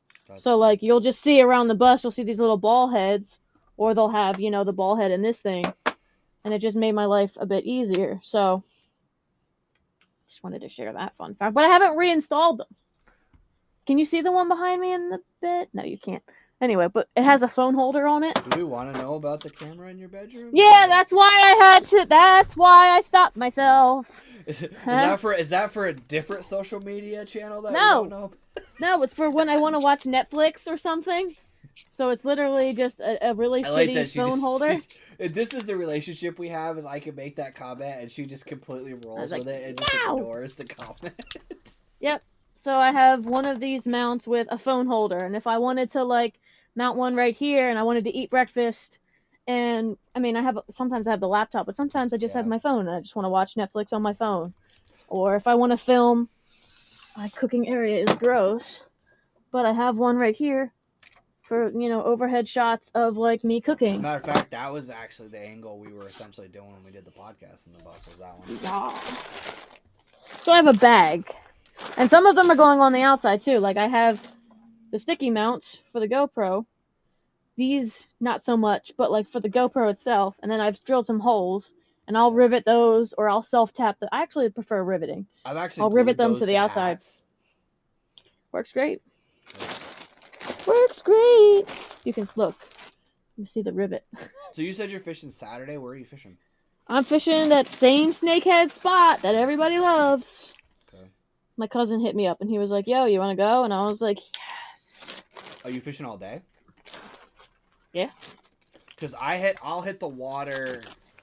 I got to look at Bobby's rules, but I don't think there's any rules about when I hit the water. I just can't fish till 8. Or I can't catch fish till 8. But my plan is to hit the water. I want to be, for the first time in the Jigs and Big Slot Series tournaments, I want to actually be on the water, because it seems like every time I've always ended up getting there late. Last year it sucked because for some reason the service was weird, and I actually had to leave an hour before the end of the tournament. Oh yeah, because you had to submit. Because I didn't have any freaking service to submit fish, but the Strike King tournament's pissed off at me because when I was fishing on Sunday, I actually took a picture of my leg and submitted it as a fish in one of their tournaments because I just wanted to see if it would submit. So they got this they got a 12 inch largemouth bass. It's just like my thigh. Oh shit! Because That's I was just funny. like, you know what? I just need to submit something just to see if it'll go through. Because I found out that out by the island on my home lake, for some reason I had service out there. So I'm probably gonna have to catch a bunch of fish. Essentially, where I'm gonna be fishing is where we set up ice fishing. Oh, okay. That's where a lot of the littler fish hang out. So I'm gonna be basically fishing there, and basically catch a bunch of fish, and then run out and submit them, and then run back in and catch some more, and then run back out and submit them. Because I hate sandbagging. Like, I don't want to be sandbagging and just can't submit the fish. So I feel like I'm being a jerk because people are like, "Oh, I'm winning," and then I submit 10 more fish, and then they're like, I don't have the brain power to intentionally sandbag because I will forget, and then I'll be pissed that I spent the money. Sandbagging doesn't work against me because I don't look at the scoreboard. I don't want to know the score. Oh, I don't. Yeah, that's not. Yeah, I purposely won't check it, so I don't even think about like doing it to someone. Like, I want, if anything, and this is where an ego statement comes out of my mouth, I want to demoralize my opponent by submitting all my fish. Like, I want them to feel like they've been beat. I don't want to like make them feel like they could win and then beat them. They've been beat. Like, I want to make them stop fishing because they look at how many fish I have, not like, oh, look, I'm beating this guy. No, fuck that. Yeah. Apparently, I need more gorilla pods because I have 2 here with the tops, and then I have these 2, technically 3. Grr. You have more adapters and shit than I do, actually. Because I buy them in bulk on Temu. Well, combined with the fact too is I forget sometimes. Like, I overpack for sure, but I'm not. Overpack. I'm also not 5 hours, 10 hours from home. Yeah, I am. So you everything's don't have got the to option to like go get like you can't run back to the house to grab your camera and your auger battery like I can. No, I cannot. I thought for sure you were gonna punch me when I came back because we're trying to set up and I got no battery, no cameras. I was having a good old time. We're fishing the tubes when you come back for ice fishing. The tubes! Okay, did we show the people the picture? I don't want to. Oh my god, you're such a pussy. It's I don't want to piss off I don't want to piss off the person that owns it. Oh. We could lose access to that. Can we edit it? Oh. Kinda, but they're still gonna know it's theirs.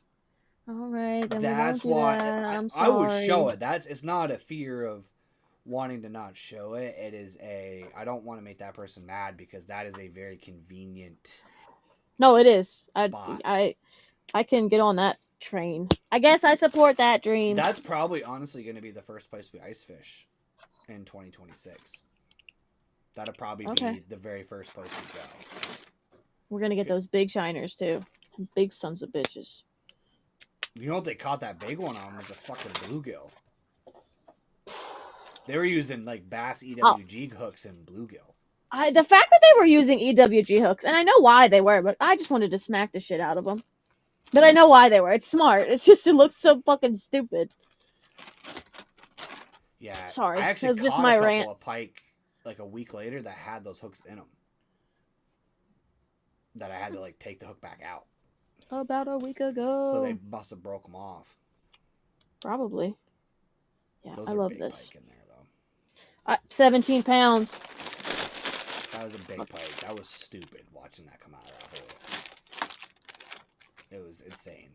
But that's what's cool about, like, that's where, like, I feel like the more I talk to people like you, that sounds really fucking bad, but, like, the more I talk to people from outside of my area. Okay, there you go. Like, I realize how spoiled I am because I have a lake like that 20 minutes from my house. I have another lake that I can catch 5-pound largemouth 20 minutes from my house. I have Lake Bombazine, which has big smallmouth and largemouth, 30 minutes from my house. Like, I have a lot of, like, really good quality fisheries not very far from my house. Right. And then I find myself traveling to Maine and New Jersey, and it's like stupid. Like it doesn't make any It's sense. not, but it's not stupid though, because it's like it's part of what you like to do. You like to travel and challenge yourself and fish new bodies of water. Yeah, That doesn't mean like people in Texas travel to where like travel true. places. Yeah. I mean, what do you and they've got, 10 pounders, they're catching 7 pounders. To us it's like a dink. That's Like my goal, though. That's true. Like when I go to a new lake, there's nothing more fun than going to a lake you've oh, never and fished fucking before nailing it. and nailing a fish. Like even one fish, and it doesn't even have to be a monster. That's It's my just like goal. I accomplished. Yeah, That's my goal. and is it you're like me probably in the sense of like it's like a weight off your shoulders too. Like you get that like I can't relax until I get that first fish. That's true. Like I I'm can't relax having until fun and I'm enjoying yeah, it, but I gotta catch multiple fish. I have to, well, okay, like yeah, the true. goal, but you're not wrong. Like I catch one fish, I'm like, all right, you're doing something right. Like it's the pieces to the puzzle. It's almost I don't like it's almost like I guess poker, like professional poker. You're getting your hand that's dealt, but you have to play the game, Yeah. with your physical expressions and then your wit as well as it's just all these little pieces, and that's what I like about it. Also, it gets fucking boring as hell fishing the same body of water all the time.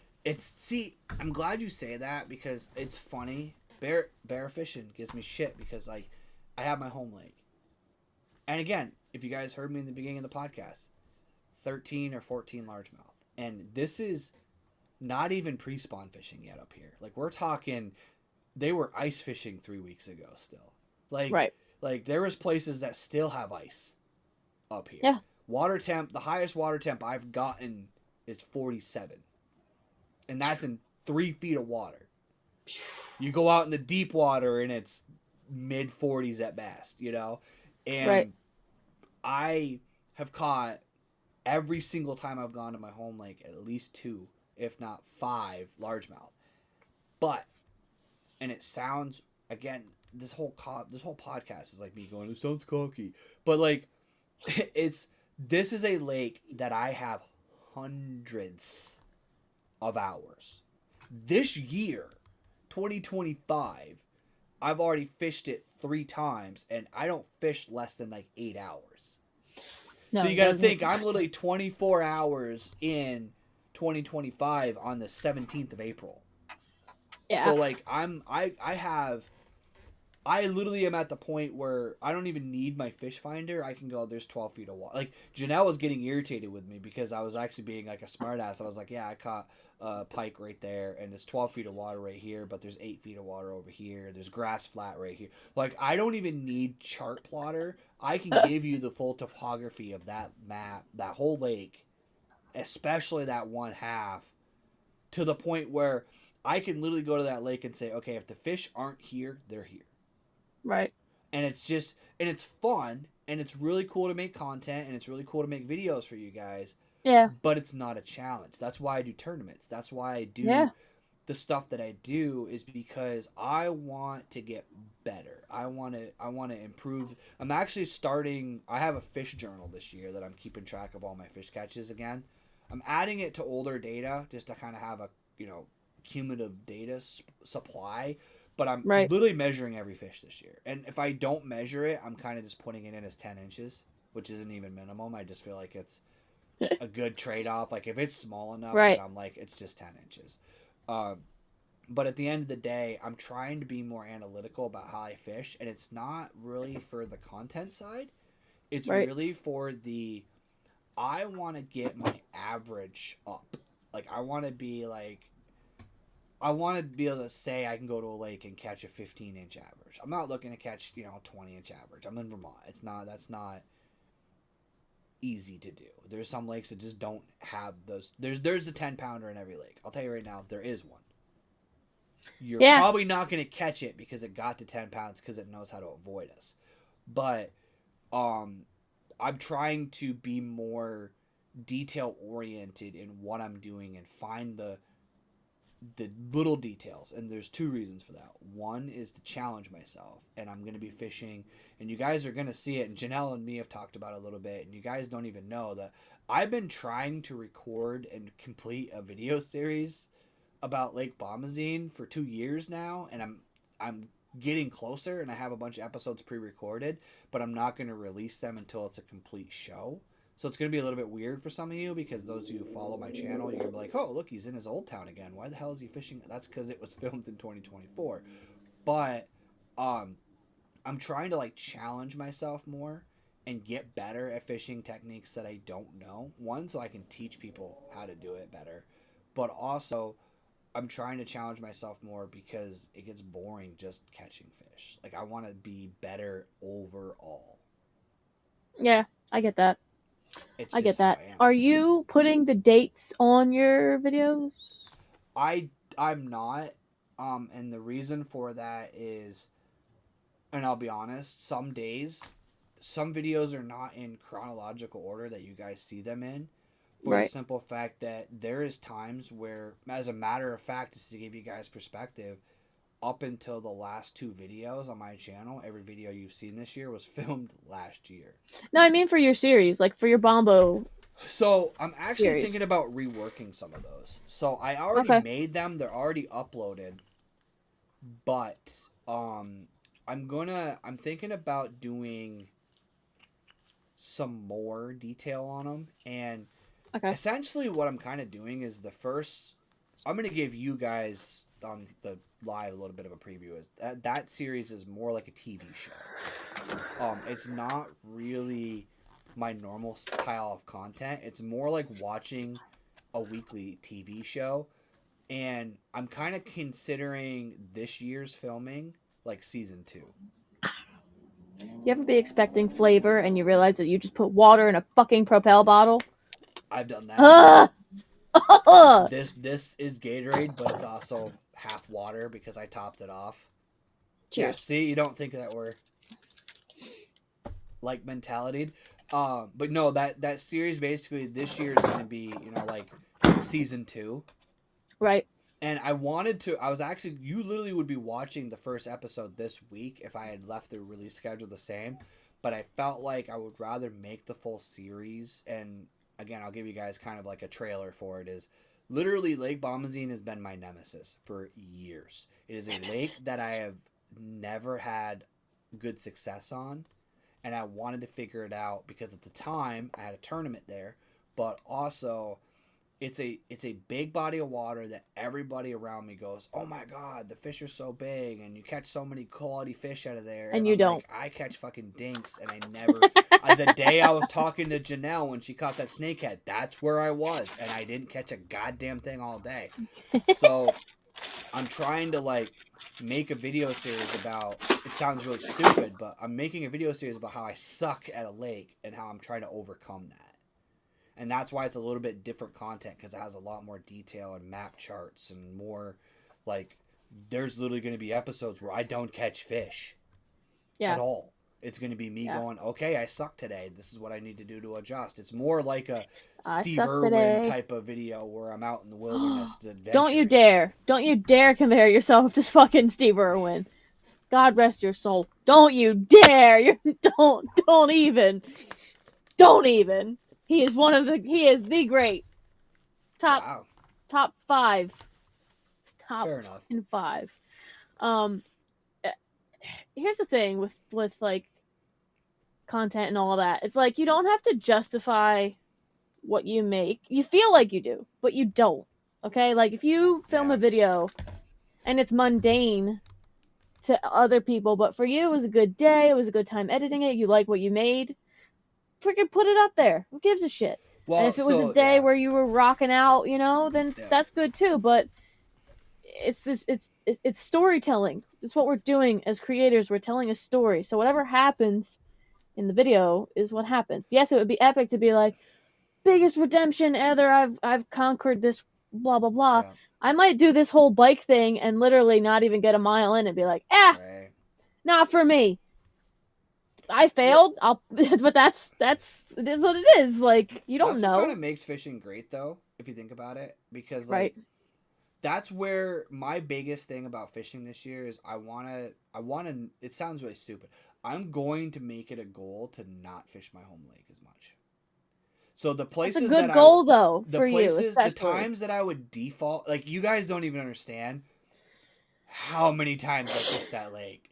And if you've been a longtime viewer, you'll start to see the same camp in the background, the same island, the same like it's a lot.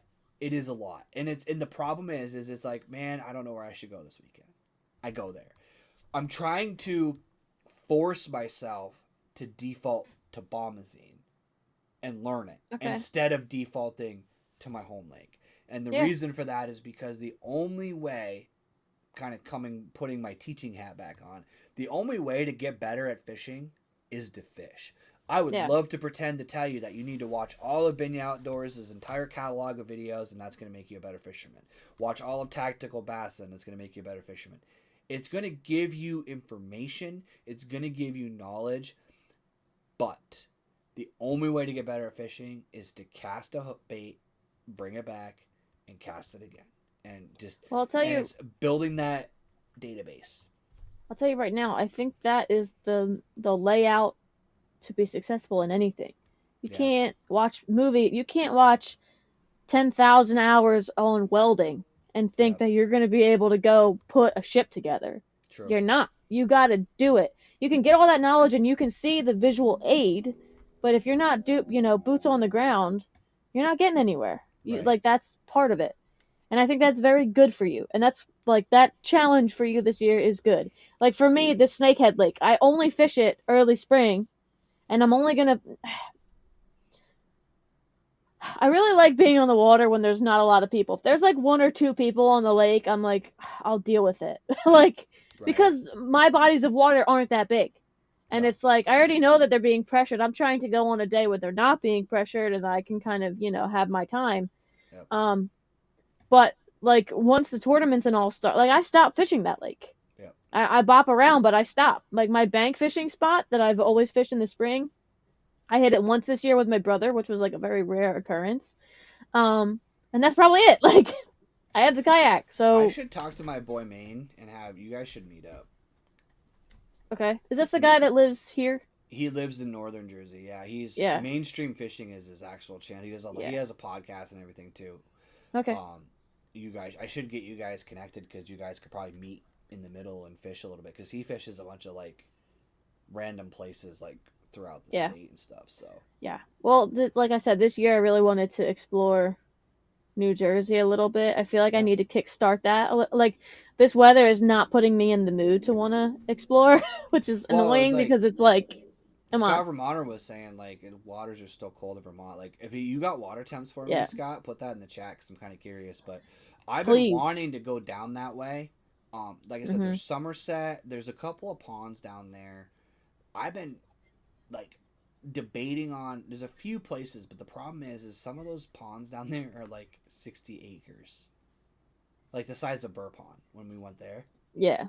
They're like that. So to drive 3 hours to fish a pond that small, like that's where the cap kind of came into play.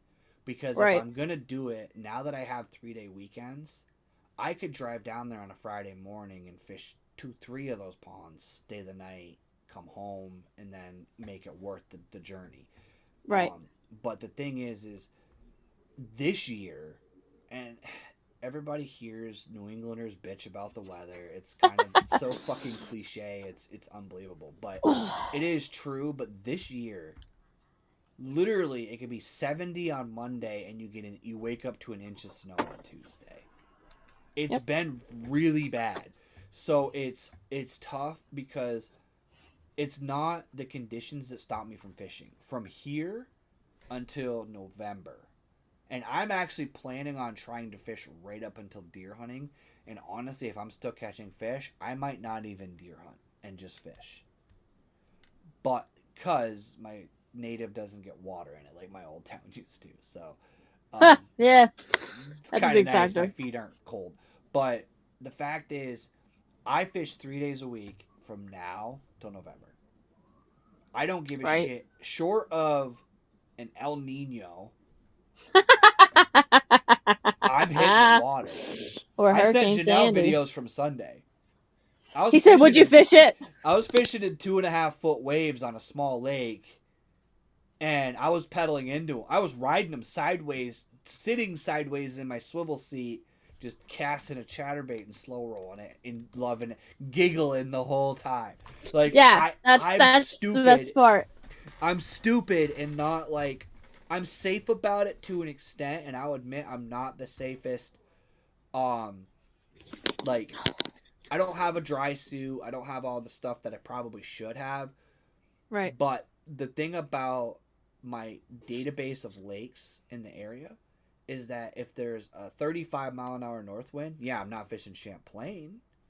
Right. But there's 3 lakes around me that a north wind, like for example, Saturday, Jigs and Bigs tournament.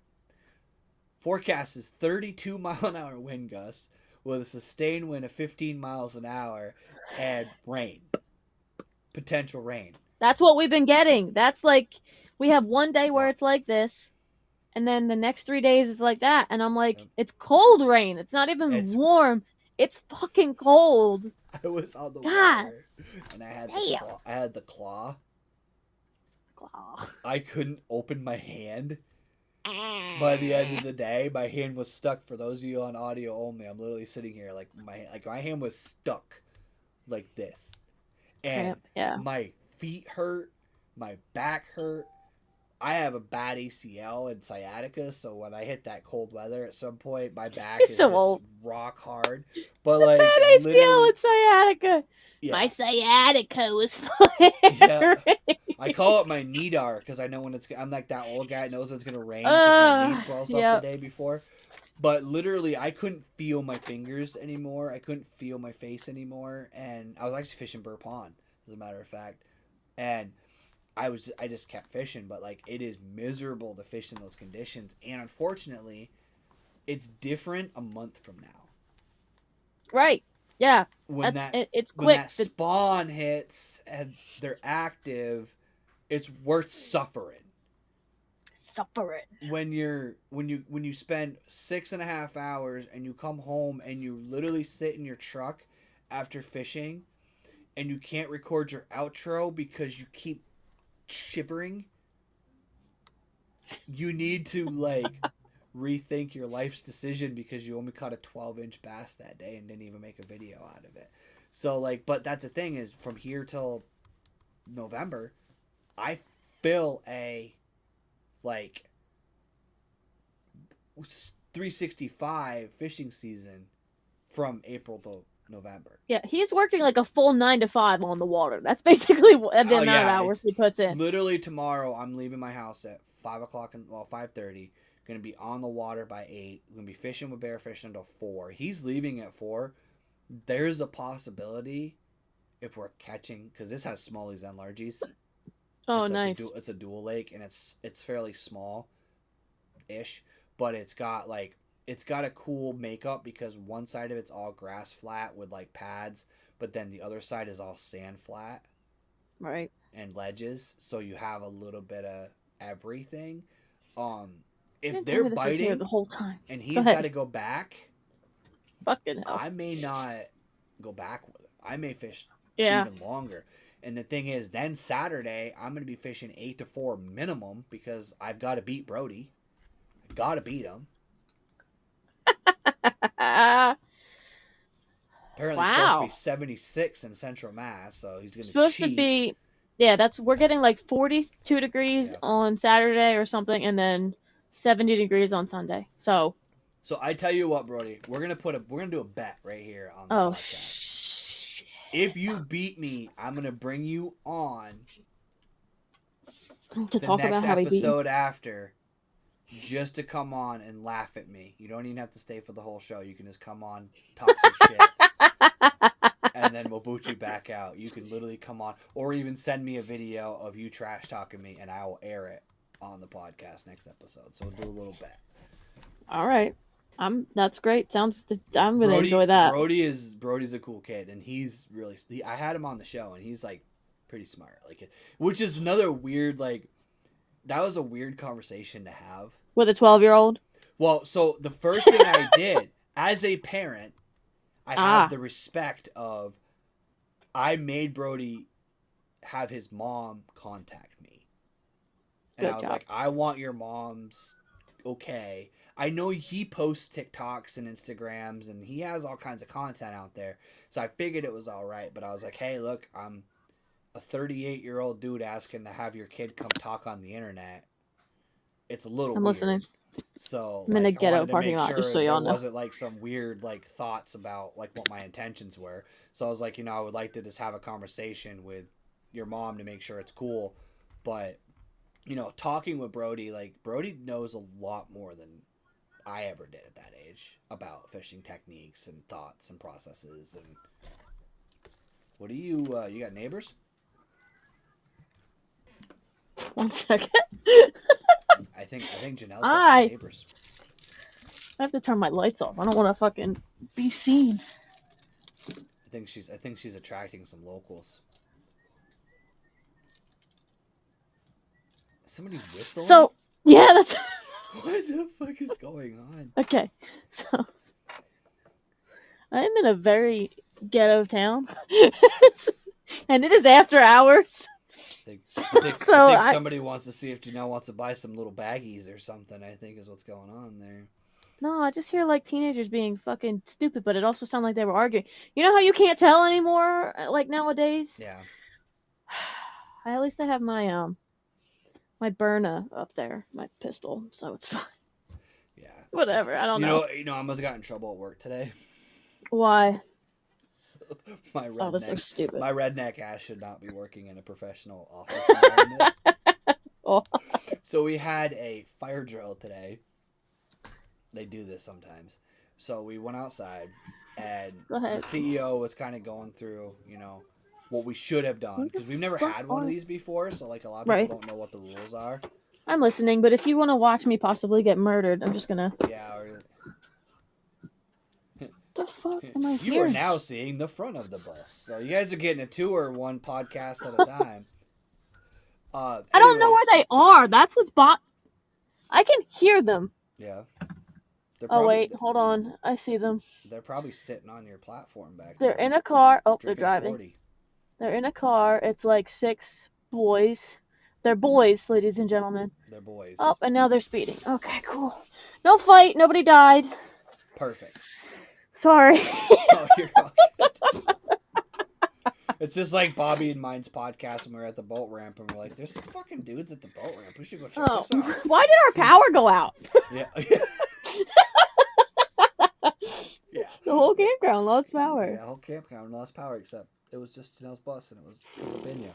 Because Mike, but no, yeah. So the CEO is going through all this stuff. Like, okay, so in the event of a fire, we're supposed to actually bring our laptops out if we can, so that we can work remote. Like that's how. Like our actual employee handbook says that in the event of a nuclear attack, we're supposed to bring our laptops home in case we can work remote. Like it's hardcore, but what the part that I almost got my redneck ass in trouble was he goes, and you guys may not have read the entire employee manual, and you may not know what to do in the event of an active shooter. And I go, I look at John, my coworker that I've known for like 20 years, and I go, lock and load, baby, lock and load. And the CEO stops and looks at me. Now, Grant, he's a redneck too, so he looked at me and smirked, and he goes, "You guys need to read the manual on what's acceptable behavior." Because I'm literally talking to John on the way back to the building, and I'm like, "Yeah, I'm running to my glove box. I'm grabbing the handgun, and I'm going to try to save as many of the employees as I can in the meantime." And then I walked up to the CEO, because that's how cool of a company I work for, is I walked up to the CEO and I go, "Hey, so you said we're going to be possibly doing drills of emergency situations, right?" And he goes, "Yeah." And I'm like, "Can I use a Nerf gun and be an active shooter?" No, like, can I run around my office and just like start tagging software developers with a Nerf gun? You know how fun that would be for me?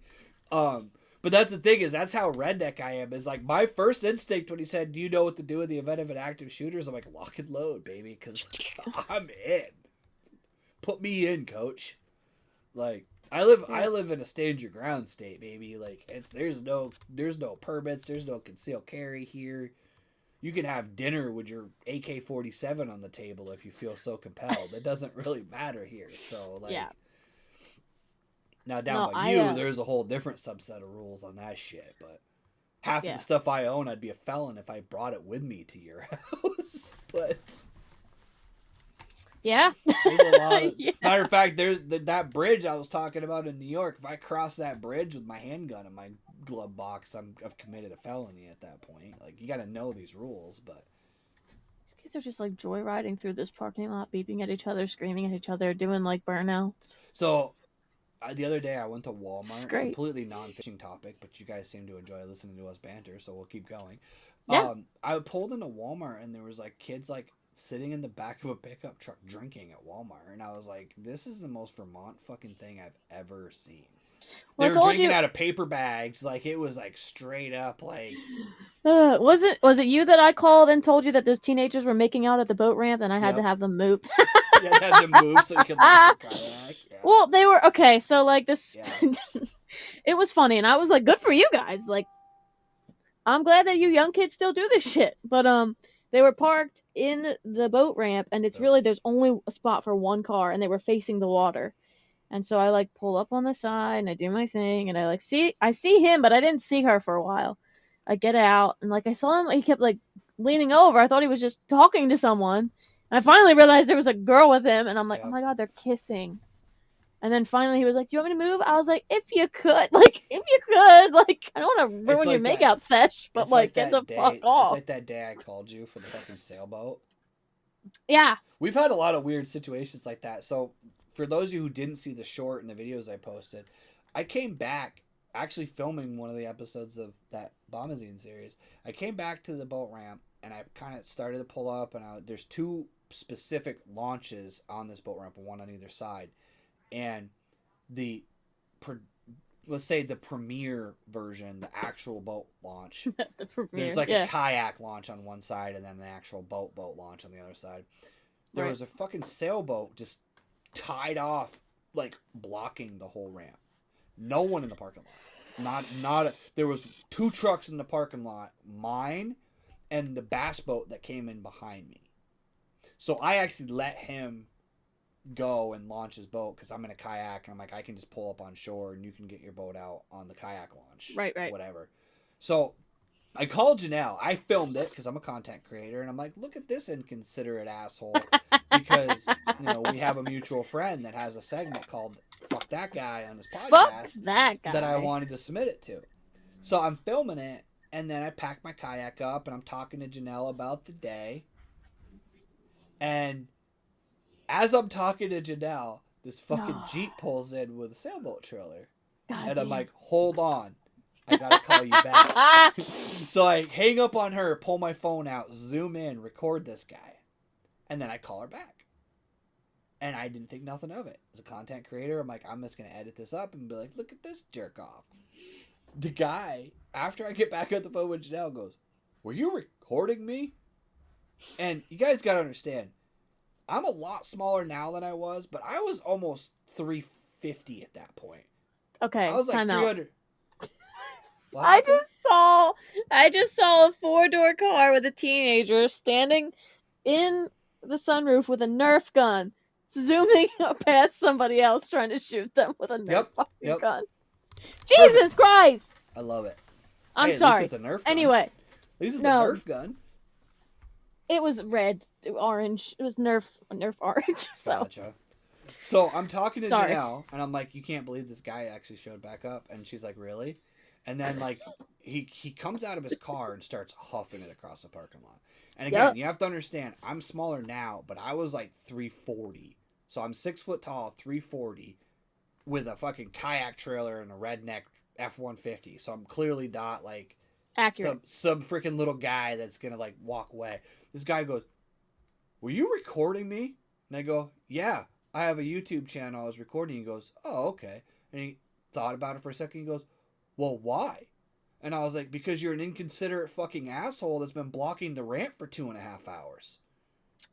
Mike said this. I'm on the other side, safe and sound, completely many states away, and I'm like, oh my god, we're gonna get our ass kicked. Yeah. I was like, holy fuck, Did he just say that? And he starts coming across the parking lot and he goes, "What the fuck did you just say?" And I was like, "You're being a fucking prick." And I'm going back and forth to this guy. And he's like, "I do this all the time." And I'm like, "Clearly you don't fucking know how to do it because you didn't even have the trailer here to pull the fucking boat out with." And I'm going back and forth to this guy and he's like, "You're just mad." And I'm like, "Why would I?" Yeah, I'm mad because you prevented me from getting off the water as fast because you don't know proper etiquette. And that's one thing. That's actually one of the reasons that I'm not, I don't want to be using it as an excuse, but that's one of the reasons I'm not as good at that lake, because I can't, and this is a saying I've used a lot, but I still find it funny to myself, is I'm more likely to catch an assault charge than a bass at that boat ramp because it is loaded with jet skis, dumb wake boats, fucking idiots, just bruh. people who borrowed their dad's ski boat but have never driven or backed a trailer in their life. Just this stuff that, like, I grew up in a fisherman's world. I grew up with a dad who, you had a team. You had someone who backed the trailer up. You had someone who held on to the boat on the dock, and as soon as the trailer hit the water, they jumped in the boat, they pushed it off the dock, they drove it on. You had somebody who was standing on the trailer that was cranking that boat onto the trailer, and then when you got out of the water, somebody pulled the plug. Like, you had a system. You got from taking the boat off the lake, tying it to the dock, to the boat and the trailer being out of the way for the next person, should take you less than 5 minutes. And there's so many times in that lake. I was talking to my wife one day, heading back into the boat ramp, where a guy literally brought his bass boat in, put it on the trailer, in the ramp still, and started putting rod sleeves on his fucking rods, started sorting his tackle. He wasn't even putting his boxes away. He was resorting his tackle. And I was literally talking to my wife, and the problem I have, and Janelle learned this very quickly hanging out with me, is I don't have that, like, you shouldn't say that to people filter. So, like, I'm literally standing in the boat. I'm sitting in my kayak waiting, and my wife's like, "Hey, how long do you think till you're going to be home so I can cook dinner?" And my brain, my ADHD, just turned the volume up in my voice and go, "Well, as soon as this fucking asshole stops packing all his fucking gear like a Sally and gets the fuck out of the boat ramp, I'll be happy to come home to you." And then he stopped and looked at me and goes, "Oh, I'm sorry." And I'm like, dude, like, I don't care if you do that in the middle of the parking lot, but especially in Vermont, our ramps suck. Yeah. You can get one boat, and sometimes not even that, max, in and out of the boat ramp at a time. So get your shit, get out of the water, and I'll tell you right now, and Janelle has seen it, my kayak is over-rigged. Unnecessary amount of shit on my kayak. Accurate. But I have a system that I know my kayak gets tied to the shoreline away from the ramp, so if somebody needs to actually get in and out while I'm walking to my truck, they could, and I'm not even going to even squabble with it. Fine, I wasn't there, you can get your shit out now. Right. My kayak gets kicked back into the water with a rope. I pull it up on my trailer, and my wife's looking at me through the door, and my ADD just kicked in. And then I'm out of the water, and then I pack all my shit up over in the corner. She's gotta leave soon. Yeah. Hi. Hi. Bye. Bye. Hi, bye. Love you. She can't hear me. Come on, Rem. Oh, Remy! There it is. She shit on the floor, by the way. What? Oh, what a lovely girl. What was that about? Well, I was sleeping. Nobody was giving. Look at this dog. The unofficial mascot of BInya Outdoors. She's so cute. She's so sweet. I just wish she would love me a little bit more, but she only let me once, so I get it. She's very, like, shy. Like, yeah, very shy. I said even get with it. my son, who lives here on weekends, she's very shy. Yeah. Like, yeah. So, but yeah, it's. But yeah, the boat ramp thing, that's one of the reasons why I suck at that lake, is because now that I have 410s, it's going to be better because I can fish it on Fridays. Yeah. Matter of fact, when you have your own schedule, and Janelle's more familiar with this, Wednesday is the best day of the week to fish. Tuesday, Wednesday are the best days. Like, it used to be Monday, but now people have caught on to that. Yep. If you get a Tuesday or a Wednesday, oh my God. What's your logic on it? I'm curious what your thoughts are as to why. Well, bye. I heard. Well, I think just like any okay, so when you're growing up, the weekends are when you have off. You Yep. don't have school, you don't have work, or your parents don't have work. You're able to go fishing. Um, when you get older, you subscribe to that, but then you get a tolerance for people. Just Yep. like when you're on the water, you want to be on the water. You're going out there to escape. You're not really going out there to have to deal with the bullshit that you've dealt with all week. Yep. And then on the weekends, you've got pleasure boaters and everything else. You just don't want to have to deal with it. So I think people were like, if I go on Monday or even like a Friday, like Friday before the weekend, because Yep. people are still working or they're going to the shore. So maybe I have an advantage. I can stay at my home lake and I can fish that. But that started to catch on more because they were trying to beat that weekend pressure. So they went Yep. Monday, Friday. But now that has all caught on. So you have your tournaments on the weekend as well. You have tournament anglers, pleasure boaters on the weekend, Yep. the guys that are trying to beat you on Friday and Monday. But if you get that Tuesday, Wednesday, sometimes Thursday, but it's mostly Tuesday or Wednesday because, Yep. I mean, Wednesday's that sweet spot because especially if you take a vacation or if you're traveling for work, like they're going to plan it for the beginning or the end of the week. They're not putting you Yep. in the middle. So that's my logic behind it. When I went to 410, that was originally the schedule I wanted. I wanted to work Monday, Tuesday, have Wednesday off, work Thursday, Friday. And there's everything that she just said. There's a confidence factor on a Wednesday. Oh yeah, that too. I think it's the peace and tranquility of like having most of the body of water to yourself. And the other thing to kind of go with it fits, but it's just a point to drive home is on a Wednesday morning at 8 o'clock in the morning, just say sleeping in. Oh, it's the best fucking The feeling only ever. boats at that ramp are fishermen. That's true. Not people who fish. And I'm not trying to be sexist, anglers, whatever you want to call it, but like No, you're it fine. is people who fish. They're there Yeah. Wednesday at 8 o'clock. It is because they took the day off because they love fishing, or they're retired and they love fishing. Like Or they're prepping for a tournament or it is something. someone who is there who's serious about fishing.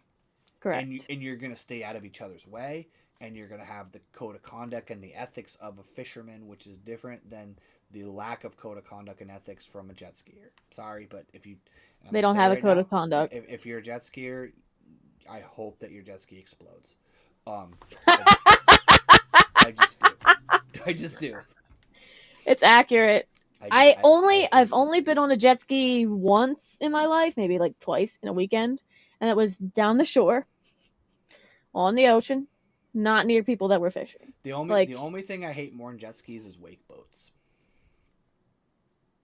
I hate them all.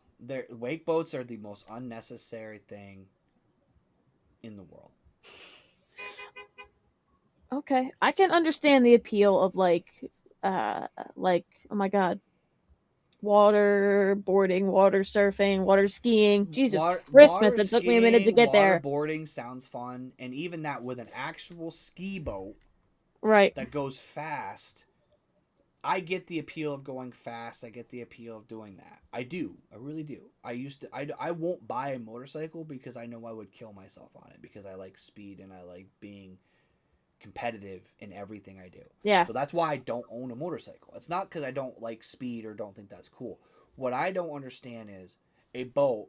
If you ever seen a wake boat actually driving in wake boat mode, they're only going like 3 miles an hour. They're just creating a gigantic It's wave. huge. It's ridiculous. And people who own those don't have any mental register that you shouldn't be 3 feet off the side of a 10-foot plastic boat that's trying to fish a lily pad patch and is anchored down. Like they don't have that register. No. So it bothers me. That's where you have, like you said, fishermen who understand the code of conduct. You have people that know, like, versus someone who fishes. If I'm in a kayak and a guy in a bass boat is in a bay, I'm going to give him a wide boat.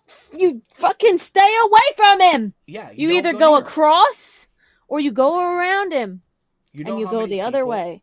Oh my God. I had a John boat do that to me the other day. Yep. He had a trolling motor and they were coming up the bank that I was fishing behind me, but they were getting so close. I was like, the fuck are you people doing? Get away from me. Again, this was a Wednesday, but I was like, get away from me. Yep. go away. Fuck off. Like, You know what drives me the worst? The worst thing The that drives worst. me insane Tell me. is you're fishing a row of docks or a shoreline with laydowns or whatever, right? You're 20, 30 yards offshore because you don't want to spook the fish that are in the tree that you're fishing, right? Yeah. And you're sitting there and you're fishing and you're catching a few fish and you're just kind of drifting down the bank. And here comes Susie and her friend Sally that are out for their morning paddle. Fuck are these names? It's always two Okay. old women that are having a story about some gossip story that they're cackling about the story, and they just come right through in front of you, 6 inches off of that laydown, and they look at you and then stop between you and the laydown and proceed to question you about how What your you do- fishing day is going Yeah. when you're personally trying to keep yourself from throwing a half-ounce swim jig back at their face because they just ruined The whole spot. the whole spot that you've been trying to catch that big bass that you know is in that tree. Right. You've been working your way up to the juicy spot. You I've know had there's going to be a fish on it. I've had people paddle through lily pad fields, Oh my which god. is a pain in the ass to do because they were going along the shoreline instead of going behind me. Jackasses, all Like, of that shit drives me nuts. them. We could do a whole podcast on We should actually we should do that. One of these next episodes. pet peeves. We should the just water. we should just have a story time and just try to like write down and remember all like the weird dumb shit that's happened on the water. I'll try to actively do that now. As a And content creator, one of the things that bugs me too is people don't realize like I think it probably the people in my home lake probably think I'm like not all there. Well, we all know that. Well, because you got to think like they No see way. me show up with this ridiculously over-rigged kayak and all these cameras, right? And then they hear me out in the middle of the lake. And for those of you who don't know this, and I'm going to explain something to you, It's funny. your voice travels a long distance over Yeah, water. you don't realize. So they how bad. hear, all they hear is me going out there going, okay, guys, so today we're using a swim jig. So I sound like I'm having a conversation with someone. I like swim jigs. Do you like swim Completely jigs? by myself in the middle of the lake. And then dead silent. And it's not like, there's not prompting. I will be fishing, and it was like kind of like that storytelling thing we were talking about earlier. It's like I'm fishing, and I'm like, okay, I need to put something into this video to make it a little bit better because this is kind of boring. It's just me casting and not talking. So I'll be completely dead silent, fishing, listening to the loons, listening to the waves crash, and then all of a sudden, all right, guys, so what we're doing today is we're using it, and then I'm back to fishing. Yeah. So, like, anybody who's, like, I've had people in the background go, what? I can't hear you. And I'm like, I'm not talking to you. Okay, guys, so what we're doing today is, and then they get, I'm sorry, what? And I'm like, or one day, and this is the last one I'll leave the story with, is one day, Okay. I'm not even shitting you. 20 Okay. plus Well, please mile, don't. and you'll understand this too because you fished there with me. The island on my home lake. Yes. I'm Yes. fishing that. Just doing circles around it because that place holds a lot of fish. So I'm wacky rigging. And I'm fishing. And I'm talking to my camera. It's a little bit windy. And I'm talking to my mic. And I'm like, okay, guys, so what we're going to do is we're going to switch colors because I feel like the water clarity, right? And then I hear the national anthem. And I'm like, what the fuck is going on? And it sounds like it's being played on a violin. Because it was. It was. And My I'm God. like, where the fuck is it? And granted, I'm on a lake, so like, Right. water sound carries, understand? Yeah. This dude was in a paddle canoe, not kayak, canoe. I think his wife kicked him out of the house because he plays his violin too loud. Because this dude is paddling to the middle of the lake. Oh my God. And then playing his canoe as he coasted back to shore. And then he'd paddle back out to the middle and play his violin. What kind of fucking Vermont shit is that? That is the craziest on the water story The I have ever worst heard in my part life. was- I'm playing for the loons, everybody. Literally, the worst part was I got demonetized because he was playing a fucking rock song at one point, cover. And then YouTube copyright striked my video and pulled Oh my my audio down. Asshole. And I'm like, dude, it's a fucking idiot in a canoe and a violin. The But yeah, it fucking was the hell weirdest is my thing because I'm mixer? like, what in the fuck? And then I'm watching the dude just paddling his ass off. Hit and then- anchor, buddy. Like, and then playing it until he got back to shore, and then he paddled his ass back off. And I'm like, dude, this dude's got some like stamina because he's not only playing an instrument in a canoe in the wind, but then paddling back out and not being tired. But I'm why like, wouldn't he just stay at the shore and play it? I swear to God, I think his Why wife wouldn't kicked he? him out of the house. And he Why didn't would he want to be in the anywhere near canoe? his camp. Why would he be in the canoe? Go in your I- car. I don't know. A canoe is the last place that I'd be like, you know what? I miss playing the trumpet. Let me just go grab one. Well, Hit and the lake there's real quick. What's- that same lake. There's a store. Okay. They have karaoke on Saturdays. Is this Bomba? Is this? It's Where's- homeland, on my home. Okay. Okay. Around okay. that I was corner like, I that could bay. understand why you don't fish it. Jeez Louise. No, so one day I literally had Battle of the Bands. So on one side there was a wedding, and they were playing music.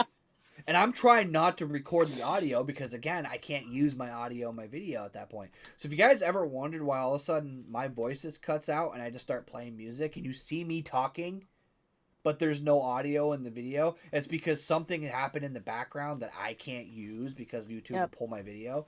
But Or the audio is literally- god awful. Literally, I had a guy play Get Low on a loop for an hour and a half from the store Fuck.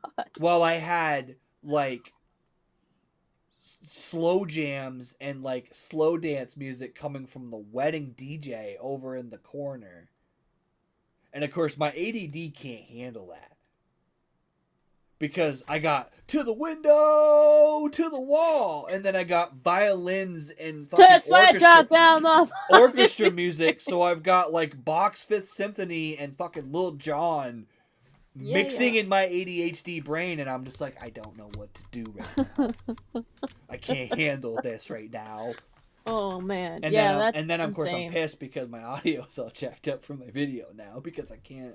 I actually called Bobby one day. I'm like, dude, listen to this, and he's like, what is going on? And I'm like, it's a battle of the bands, dude. I don't understand. Battle of the Bands. I got DJ drinks a lot and the fucking Fifth Symphony over here. DJ drinks a lot. Oh my god, who is this? Some We should douchebag with a little penis. Let Janelle get out of her parking lot before she... Honestly, people are like, why don't you just stay at the Whole Foods? I'm like, well, apparently I'm gonna get fucking jacked. Nerf gun mafia. I'll shoot him with the thing I have. I'm fucking hurt. I test Janelle shot it just the other starts day. throwing 1 ounce drop shot weights at people.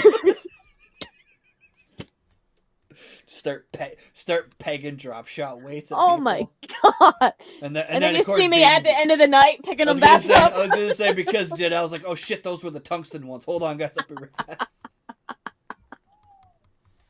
Fucking kids. But yeah, I tested my pistol out the other day because I haven't changed the CO2 cartridge in it since I first met you. Yeah. When I went and truck camped, it was Yup. the first time I loaded that thing up. I'm like, did that run out? I pinged one off in the bed and it didn't go, and I'm like, oh, and I shot it again and it poof, and I was like, oh shit, damn, let's go. So That's scary. everything's fine. There's just a hole. We're good. Just a hole. Just discharged a weapon in my bust, but this is a hole. It's fine. Boom. Well, you That's gotta fine. make sure that you're safe, kids. But yeah, so yeah, in May we're gonna be doing a trip together, and then For you sure. guys will probably see that content for Janelle's channel. You'll probably see that sometime about 2027. For me, you'll probably I'm see doing that this, stuff and I'm like, wait, what did he just You'll say?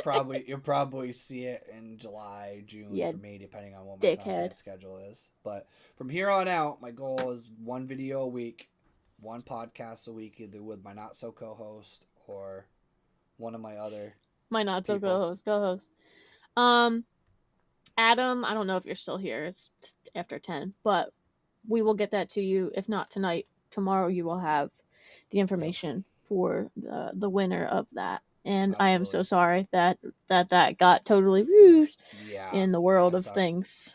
It's 1000% Mike's fault, but My I'll fault. take blame too because I'm the non co-host. So And we actually should. So Scott Vermonter and Dave live down by Somerset, so we should, when you're up, we should try to. I think that's one of the places I want to do a camp out for, like a summertime fish.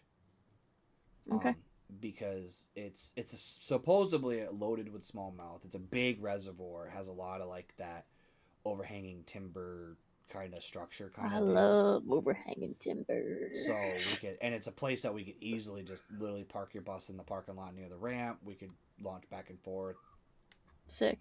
Probably throw your kayak right on my trailer and use my trailer to launch and load, and then You'll be my Uber. Spend a couple days, just, Love it. Because it'd be kind of cool to spend a couple of days camping.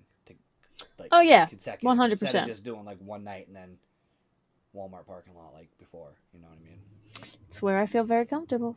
Obviously not in this Whole Foods, but Walmart. Makes sense. All right, But, 2 yeah. hours. Yeah, I gotta get going. I gotta get in my spot for the night and take care of some stuff. So Yeah, so we're gonna end it right here. Whoa, sorry. Next week, guys, we are doing another live stream. Don't know if I'll have a not so co-host. Never know when I don't know. I co-host. feel like I have something. It's my mom's birthday is that week, so I either have something or I have it on another day, but I think it's Thursday. But I'll let y'all for know. those of you who are still here that made it 2 hours and 20 minutes into this podcast, Thank you so much. We do have Bailey Eichbrett from Serious Angler coming on next week. Ah, And we're working on Dope. possibly getting a roast beef. Roast beef.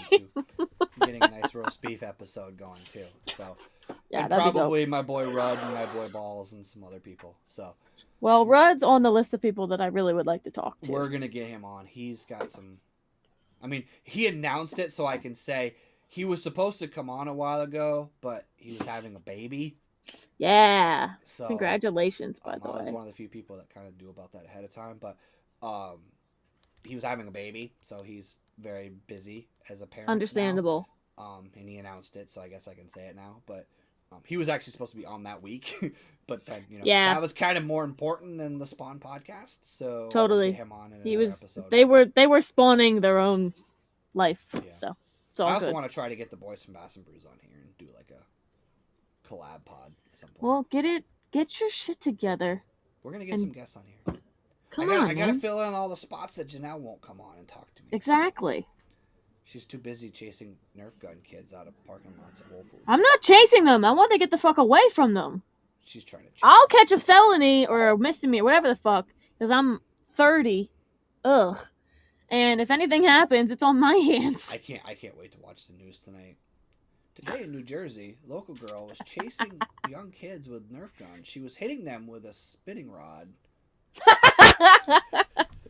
whipping them, saying, "You goddamn kids, Get off my lawn. get off my lawn and stay away from my bus." No one really knows what bus she was talking about. But yeah, Wow. we're gonna end it right here, guys. But we'll be back next week. I'll be back next week. Janelle will be back when she's back. So you guys gotta That's watch right. every episode to find out whether she's here or not. So stay tuned. But we're Appreciate gonna it. end it right here, guys. We will see you next Thursday.